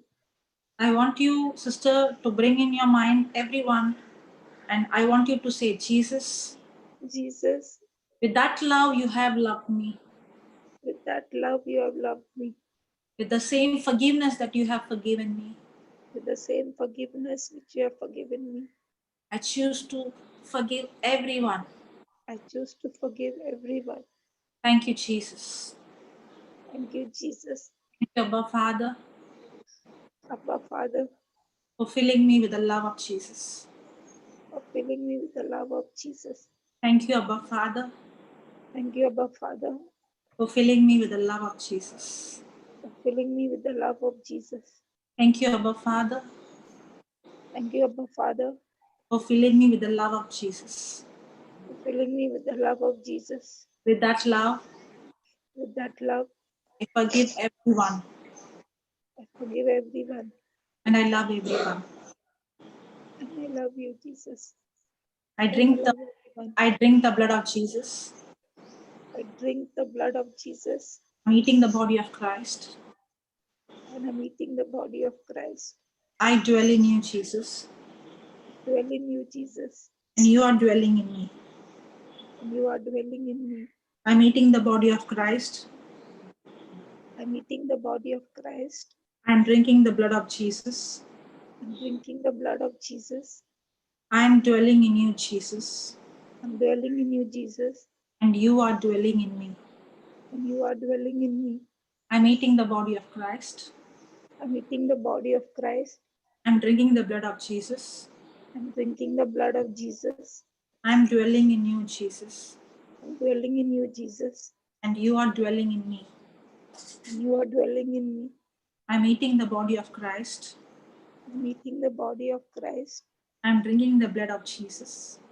I'm drinking the blood of Jesus. I'm dwelling in you, Jesus, I'm dwelling in you, Jesus. and you are dwelling in me. And you are dwelling in me. Can you keep saying that? I'm eating your I'm eating body, your Lord Jesus. I'm drinking your blood. I dwell in you, Jesus, and you dwell in me. I'm eating your body, Jesus, and I'm drinking your blood. You're dwelling in me, Jesus, and I'm dwelling in you. very good. I'm eating the blood of Jesus. I'm eating the body of Jesus and drinking the blood of Jesus. You're dwelling in me, Jesus, and I'm dwelling in you. Very good. I'm eating the body of Jesus and I'm drinking the blood of Jesus. You're dwelling in me, Jesus, and I'm dwelling in you.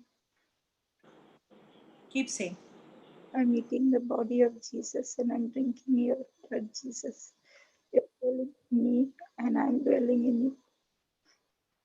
I'm eating the I'm eating the body of Jesus and drinking his blood. You're dwelling in me, Lord Jesus, and I'm dwelling in you. I'm eating your body, Lord Jesus, and I'm drinking your blood. You are dwelling in me, Lord Jesus, and I'm dwelling in you. I'm eating your body, Lord Jesus, and I'm drinking your blood. You're dwelling in me, Lord Jesus, and I'm dwelling in you. I'm eating your body, Lord Jesus, and I'm drinking your blood. You're dwelling in me, Lord Jesus, and I'm dwelling in you. I'm eating your body, Lord Jesus, and I'm drinking your blood. You're dwelling in me, Lord Jesus, and I'm dwelling in you. I'm eating body, Lord Jesus, and I'm drinking your blood. You're dwelling in me, Lord Jesus, and I'm dwelling in you. I'm eating your body, Lord Jesus, and I'm drinking your blood. You're dwelling in me, Lord Jesus, and I'm dwelling in you. I'm eating your body, Lord Jesus, and I'm drinking your blood. You're dwelling in me, Lord Jesus, and I'm dwelling in you. I'm eating your body, Lord Jesus, and I'm drinking your blood. You're dwelling in me, Jesus, and I'm dwelling in you. I'm eating your body, Lord Jesus, and I'm drinking blood. You're dwelling in me, Lord Jesus, and I'm dwelling in you. Praise God. Now the burning is gone. Yeah, less it is slightly. Okay. You keep saying that. I'll speak to the other sister and I'll come. Don't stop, sister. Keep saying that. Okay. Yeah. I'll come back to you. Yeah. Yeah. Ethel Looker. Yes, hello. Yes. Hi, hi, Jocelyn. I've been listening to your word. Rochelle has introduced me to your word and to this channel. So I've been just listening. I went through the other previous setups, and yeah, you really hit the nail on the head. I was telling her how you spoke of the incorruptible seed and imperishable seed, and yes, we all have that from the day that our Lord has given that to us. We own that beautiful seed. But here I am, yes, with cancer, and I know I'm being healed. I'm every day being healed. There are hiccups in stages of the cancer, and I'm asking for prayers, especially tonight. Yeah, it's been tough times. Yeah, I'm just gonna keep going as our God is with me, but I need So, special prayer. I think I need someone to pray for me no, as no, no. strong as Sister, do you have any pain in your body? I'm on some medication, so there is very mild pain here. Okay, okay. Brother, put that Mark 11 again. Now remember one thing. You have to speak to the mountain, what to do and where to go. Did you speak to the cancer, what to do and where to go? No, not yet. Then, see, did Jesus say pray or say? Yeah, he's asked us to rebuke. Yes, Now see he this. did. For verily I say unto you that whosoever, is it given whosoever? Yes. Means anybody. Is it given or Brother Johnson, Sister Joselin, Brother Lawrence, or it's given whosoever? 1 minute. Where am I seeing? It's on the screen. Yeah. That whosoever shall say unto this mountain, Okay, be slowly, thou removed. slowly, sister, slowly. Who Oh, so okay. when I Ever. say whosoever means anybody, Anybody, yes. is it given the preacher, the priest, the so and so, or is given whosoever? Yes, correct. Now, whosoever shall say or pray. Shall say. So are you praying or saying?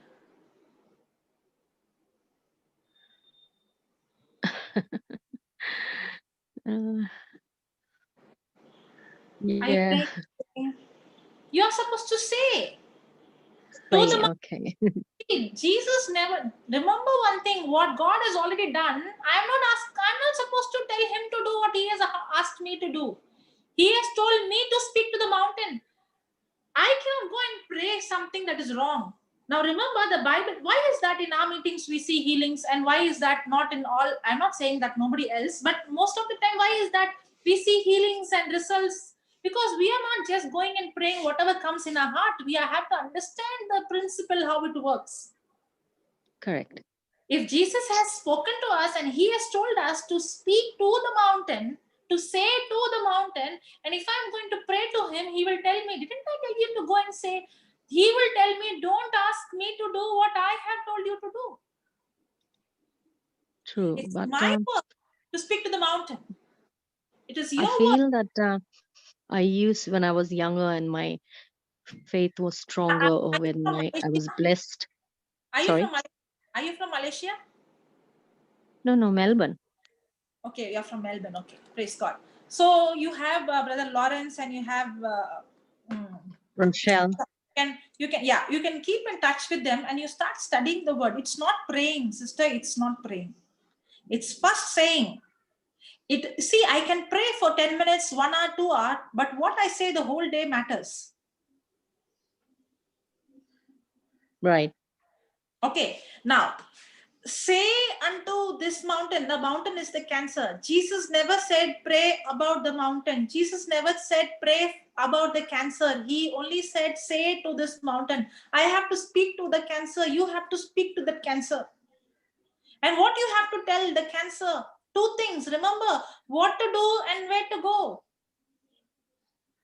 You have to tell the cancer what to do. You cancer, be uprooted from the root. And where to go? Go into the sea. And that's what he's saying, that whosoever shall say unto this mountain, be thou removed and be cast into the sea. Amen. And shall not doubt in his heart, but shall believe, now watch this, believe that those things which he says. Now what are you saying? What Be things uprooted. he says shall come to pass. No. Amen. The first is be uprooted and be cast into the sea. The second thing is speak your desire. Call the desire by saying it. Now, see the last line, okay? He shall have whatsoever he says. Can you repeat that? I shall have whatsoever I say. Whatsoever said. Can you repeat that? I shall have whatsoever I he said. I shall have Shall have whatsoever he said. Not he. I shall have whatsoever he said. No. What I say. See. He shall have whatsoever he says. That means what? I shall have whatsoever I say. I said. Correct. Yeah. If you're going to say I'm cancer, then you shall have whatever you say. But if you're going to say I'm healed, you shall have whatever you say. Now, what comes first? Saying comes or having comes first? Saying. So first I have to say, then I will have. Now, if you want healing, then first you have to say that you're healed. Right. And you will have your healing. But the problem is you're praying so that you want to first have, then you will say. But the system doesn't work like that. Correct. I cannot change the biblical system. That's how the Bible works. First, I have to speak to the mountain and tell the mountain what to do and where to go. I have to speak to the cancer and tell the cancer, be uprooted and be cast into the sea, what to do and where to go. And at the same time, I have to call the healing from my desires, which is already there in the spiritual realm. I have to call it by saying. First, I have to say, then I will have. So the cancer is uprooted and healing is being called by saying. Therefore, now when you pray, see, he is not telling you first pray. He is telling you first say, first bind, first approve, tell what to do, talk to the mountain. First he is telling, talk to the mountain. And then he's saying, call your desire. Now when you pray, don't pray what you see. Therefore I say unto you, what things soever you desire, your prayer should not be your problem. Don't pray, I have cancer, heal me. No, that's the wrong thing what you're doing. When you pray, you have to say your desire. What is your desire? I am healed. And when I am healed. Believe that you have received them, you shall have them. First, I have to believe I am already healed. Then I will receive it. But it is the other way. First, I am saying, let me receive, then I will believe. No. First, you believe, then you will receive. Correct. Yeah. I think over the years, I have fallen back, and whatever I used to ask the Lord gave it to me. Whatever is the past is over. It's wiped by the blood of Jesus. It's cleansed by the blood of Jesus. Can we start Amen. today? And let us speak the word, and let us speak to the mountain, and let us speak faith. And if for you to build up your faith, take the teachings. Now remember one thing: whatever you say is whatever you have. Don't ever say I have this cancer. Don't say even by mistake, because whatever you say is what you're going to have. Only say, no matter what is the symptom, only say, Jesus, by your wounds I'm healed. Jesus, by your wounds I am healed. Yes. Yes. Now you had little pain, right? Yes. Yes. That little pain is gone now. Can you check? It's gone. Yes. Yes. Amen. Now, why is that? Because when you started to understand the principle and when you said, I am Jesus, by your wounds I am healed, the moment you said that, that pain is gone. That's how it works. But if I'm going to pray, it will work. I keep on praying because my prayer is against what the word says. But when I understand now how much time we prayed, nothing. Only thing you understood and you spoke and it is done. Truly said. Yes. Perfectly said. Praise God. Praise God. Yeah. We have, there is a white book. Do you have it? You can get it from someone. The PDF. White. Yeah, you can ask yes, or you can WhatsApp brother or me. You can get it from us. Yeah. I can get it, of course. Yeah. Okay. In that, there is a prayer concerning fear and worry. Yeah, Sister Rochelle is saying yes, you have it. Oh, I have it. Oh, okay. Okay. Maybe she must have given it to me. Yeah. So in that there is something called concerning fear and worry. Take that. Take in that scripture which says Christ has redeemed me from the curse of the law. I command every cell, every tissue in my body to function to the perfection. Every virus, germs that touches my body dies. Take that part. Okay, Sister Rochelle will help you and keep speaking it. You can say the whole thing, but take one thing, one scripture out from it and keep speaking it. Okay. Sure. Yes, Yeah. yes, I Because will. it says when you pray, you have to speak your desire. So the desire is there in the white book. The sad part is that I'm a registered nurse, medically dealing with all That's not these. the sad part. It's a good part. Don't worry. That's a good part. You know why that's a good part? Because now you know exactly which part of the body to speak, what to do, where to go. You know exactly which cell to say. You tell you cancer cells be died from the root and be uprooted. And I command brand new healthy skins Amen. right now be multiplied in my body. You can speak exactly the right terminologies. Don't speak the problem, speak to the problem, not about the problem. Yes. Praise God. Praise God. Thank you for the word and uplifting spirit. Praise God. That's what the word of God does. It gives hope to the hopeless. Amen. Praise the Lord. Amen. Hallelujah. Praise the Lord. Okay. Yes. There's one more Rufina? sister is there, Rufina. Yeah. Yeah. Yeah, sister. Sister. Yes, sister. Okay. Can you hear me? Yes. Okay. I just want to clarify if there is something like if suppose there are like 4 or 5 or 6 people to forgive how can we forgive at one time or we have to forgive each time for this person? I mean, like individually we have to forgive or in a group we can forgive? Sister, if suppose if you are able to remember somebody done something, Yes. now are you going to allow that memory or you're going to open your mouth and speak the word? That's what is forgiveness. Open the mouth and walk. Open my mouth and speak. And speak. Thank you, Jesus. I cancel, I bind that spirit of unforgiveness. I command you to leave. I love this person, Jesus. See, that's why the forgiveness is the battle in the mind. The devil is going to bring those thoughts, but every time thought comes, you have to open your mouth and speak love, speak forgiveness. That's how you overcome evil with good. Okay.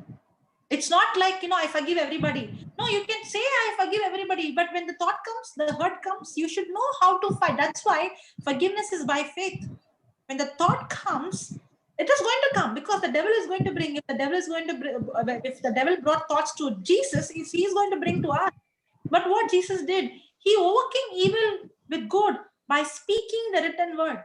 So every time you remember, you make a choice. Jesus, I forgive everyone in the name of Jesus. But yet the devil will bring the thoughts. That's the time you overcome it by opening thoughts, speaking loud towards that. Okay, thank you, sister. So thank you. You want to say something, Brother Lawrence, for that question? Sister, by faith, you can do in a group, doesn't matter. Yeah. Correct. You can do it for once, for and all. At the same time, when the thought comes, you have to know to overcome that thought by not by fighting thoughts with thoughts, but with speaking the word. Praise God.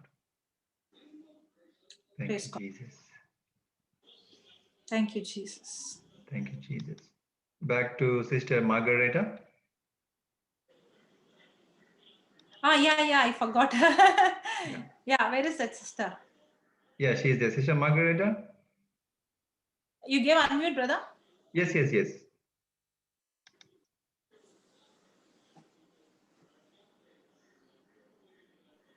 Hello, Yes, sister? brother. Yes. Yes, sister. Yeah, burning sensation is reduced a lot. The hip joint pain is the No, I can't understand. sensation in the body has reduced a lot. But Okay. then there is pain in my right hip joint. Pain in your right hand? No, hip joint. So what we have to do? Sister, give me one to say it every time.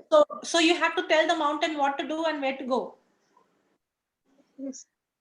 Okay, say this. In the name of Jesus. In the name of Jesus. I'm speaking to you. I'm speaking to you.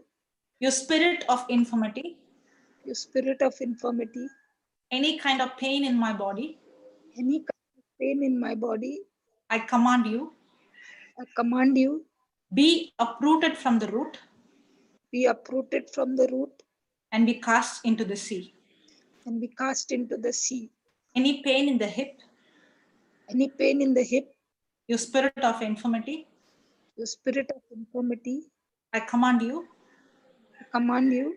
Be uprooted from the root. Be uprooted from the root. And be cast into the sea. And be cast into the sea. In the name of Jesus. In the name of Jesus. I command. I command you. You vertebrae. You vertebrae. Spine. Spine. Disc. Disc. Pelvic bone. Pelvic bones. Lower backbone. Lower backbone. Be aligned.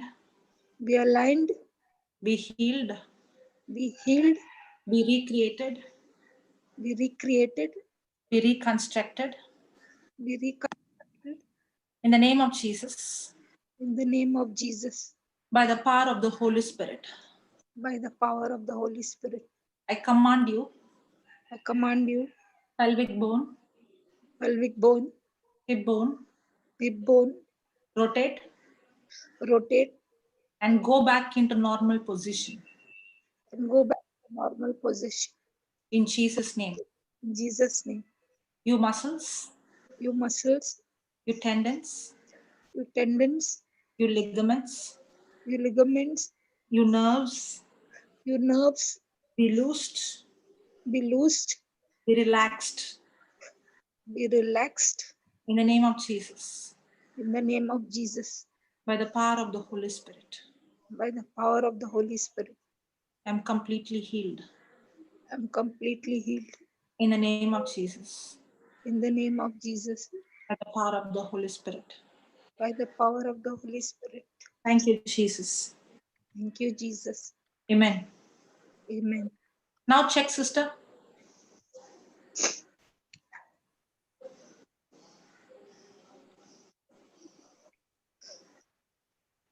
Can you see the difference? Yes. It's gone? Yeah, it's not there. Praise God. So what did we do? We told the mountain what to do, where to go. We did not only say the mountain what to do, where to go. We also spoke to the bones and we spoke healing. Correct? Yes. So do your homework, listen to the word, write notes. Yes. Okay, and keep saying that I eat the body of Christ, I'm drinking the blood of Jesus, I'm dwelling in you and you are dwelling in me. Okay, sister. God bless you, sister. Yeah. Then what? Galatians 3:13, what you gave for that sister, can I say that?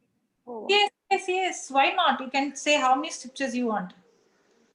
yes. 100%. Yes, sister. Yes. The more, there is nothing called overdose in God's kingdom. The more you take, the more good it is. Amen. Okay. Amen. Amen. Yeah. Thank you, sister. Thank you, Sister Joselin. Praise God. Yeah. Over to you, brother. Thank you. Thank you, sister. Thank you, all of you, those who shared your testimonies and those who came for the prayers. We thank you. And thank you that you're joining this meeting. And we are learning Word of God every weekend. And as sister is always teaching us, she's giving us a homework as well. The scriptures, whatever she's giving, we can write down and we can make a note on it, and we can go and do the revision for ourselves, so that next weekend when we come, so we can't repeat the same questions again and again, that she can teach us something else, new things. So all of you, thank you so much, and God bless you all. Sister Joselin, thank you that we started like a small for 1 hour, but now we are going really in a length. It's nearly 3.5 hours now. I really thank you, sister.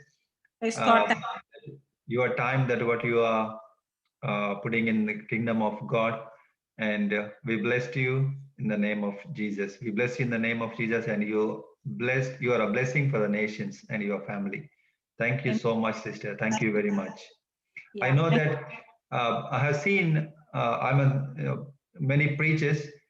They say that there are full-time preachers, maybe for 4 hours, 3 hours, but I see that you are nearly 18 to 19 hours you are online. And whenever I keep my mobile on, I mean, whenever I come on online, always I see ministry JCILM is we are already live.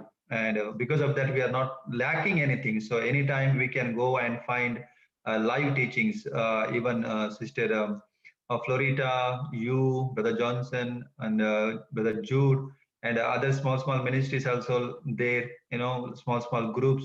So anytime, anywhere, we can join any meeting, any groups. So I have got I'm doing a Bible study on Wednesday, Australian 8:30 Melbourne time, and Friday I'm taking for the children's. So the same ID, Friday for children's, it is 7. Sorry? Friday you're taking for children's. Yes, Friday I'm taking children's. I started from my family, my sister's children's and my friends. So it is Friday, 7 o'clock Melbourne time, and Wednesdays 8:30 Australian time. The small study, whatever sister is sharing, I'll take that same subject sometime and I'll share the same scriptures and same examples. So it is just for the beginners. So you all are welcome. And also, if you want to share, you can give me the message. You can come and share as well. So I will give you the chance in the name of Jesus. It's not me. It is that Jesus who is doing this work. And as sister said, that we need to go and teach others, so that whatever we learn, that is a good revision as well for us. So that's what I'm doing. I'm not a preacher. I'm not a teacher. I'm just sharing the word of God, what I know. And the coming days, I'm speaking my faith. I'll become a big preacher. All right. Praise the Lord. That is my faith. I always speak my faith, and that is what I learned from JCILM ministry, from Brother Johnson, Sister Joselin. So this is my desire. Now I'm not a master, but I have got a lot of desires, and I know that my God is already fulfilled, and He has given me the blessings. Amen. So I lack. Yes, Amen. praise the Lord. So always there is a chance for you all. When I saw Papa, that's what, when he was preaching, he said, if I can do, you can do. The same anointing is there. And that's when I started to imitate him. Praise God. Yes. Praise God. And that's the same thing we all are doing. Like, now last 3 years, I'm learning the word of God, but now I started to share small things. It is not that I'll go and share 100% accurate, but maybe I'll miss something here and there, but at least I'll do something that from my side, I'll put my effort to do the works of my God, that what He has given us, I will share that with others. So you all are welcome. If you need anyone to come and if you want to share, and if you don't have your small groups, you're always welcome to my group. I mean, it's not my one, Jesus has group, so you can come and always you can share. So I'm also happy to hear you all. Thank you all. God bless. God bless you all. Thank you. Thank you, Jesus. Thank you. Praise God. Praise God.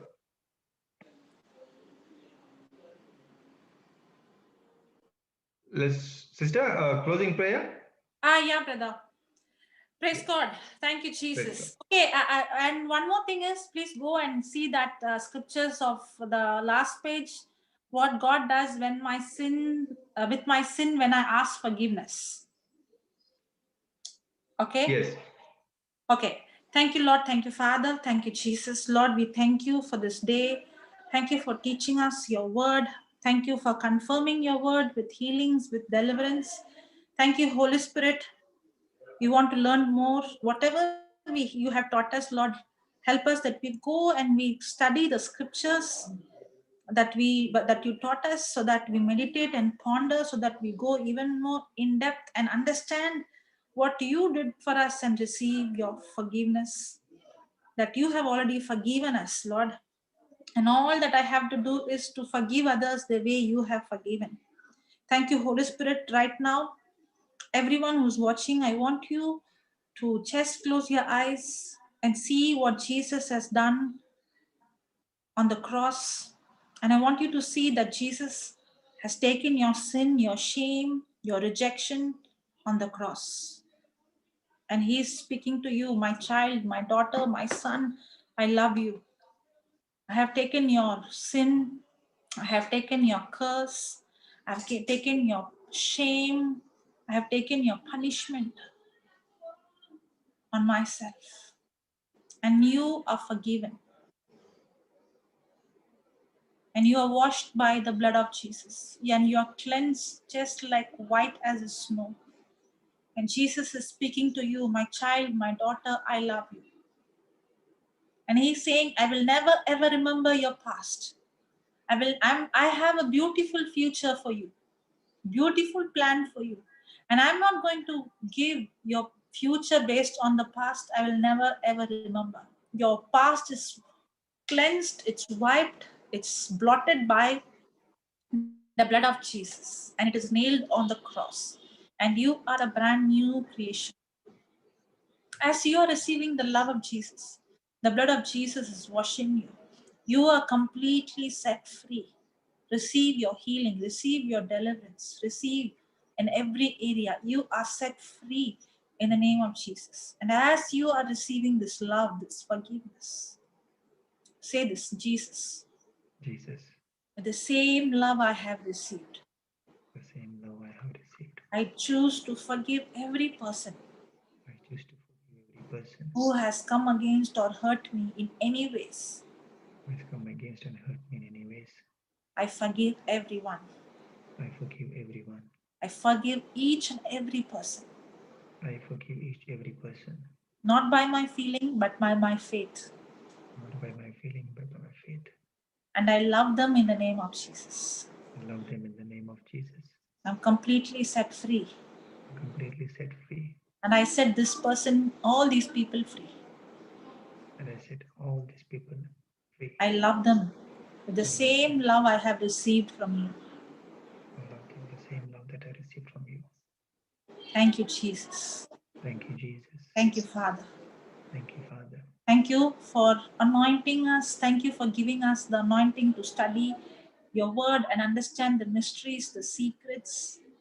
And we thank you, Father. We thank you. We bless you. We praise you. We pray to you, above Father, in the name of Jesus. Amen. Amen. Amen. Amen. Amen. Thank you. Praise Jesus. God. Thank you, Jesus. Praise the Lord. Thank you, Jesus. So thank you, brother. Thank you, everyone. Love you all. Thank you, sister. Thank you. Thank you. Love you all. And this teaching is on YouTube. It is, I will share this link very soon as possible once I receive from Google. Yeah. So it will be on YouTube. And it is, the channel is Jesus is Lord. So you can receive from there. And also it will go to Sister Marina as well from today. I will send all the teachings to Sister Marina. So may it will upload on JCILM YouTube as well. Okay. So, brother, channel, Yes. when we click on, it's showing there is no videos. Only when you click the video link, it's opening. Why is like that? No, that setup is something I went to do and it went wrong. So I need to work it out what happened there. Okay. Because Okay. I don't have much knowledge of that. So I will go and set up that one correctly. Okay. Something is happened with that. I know. Yes, yes.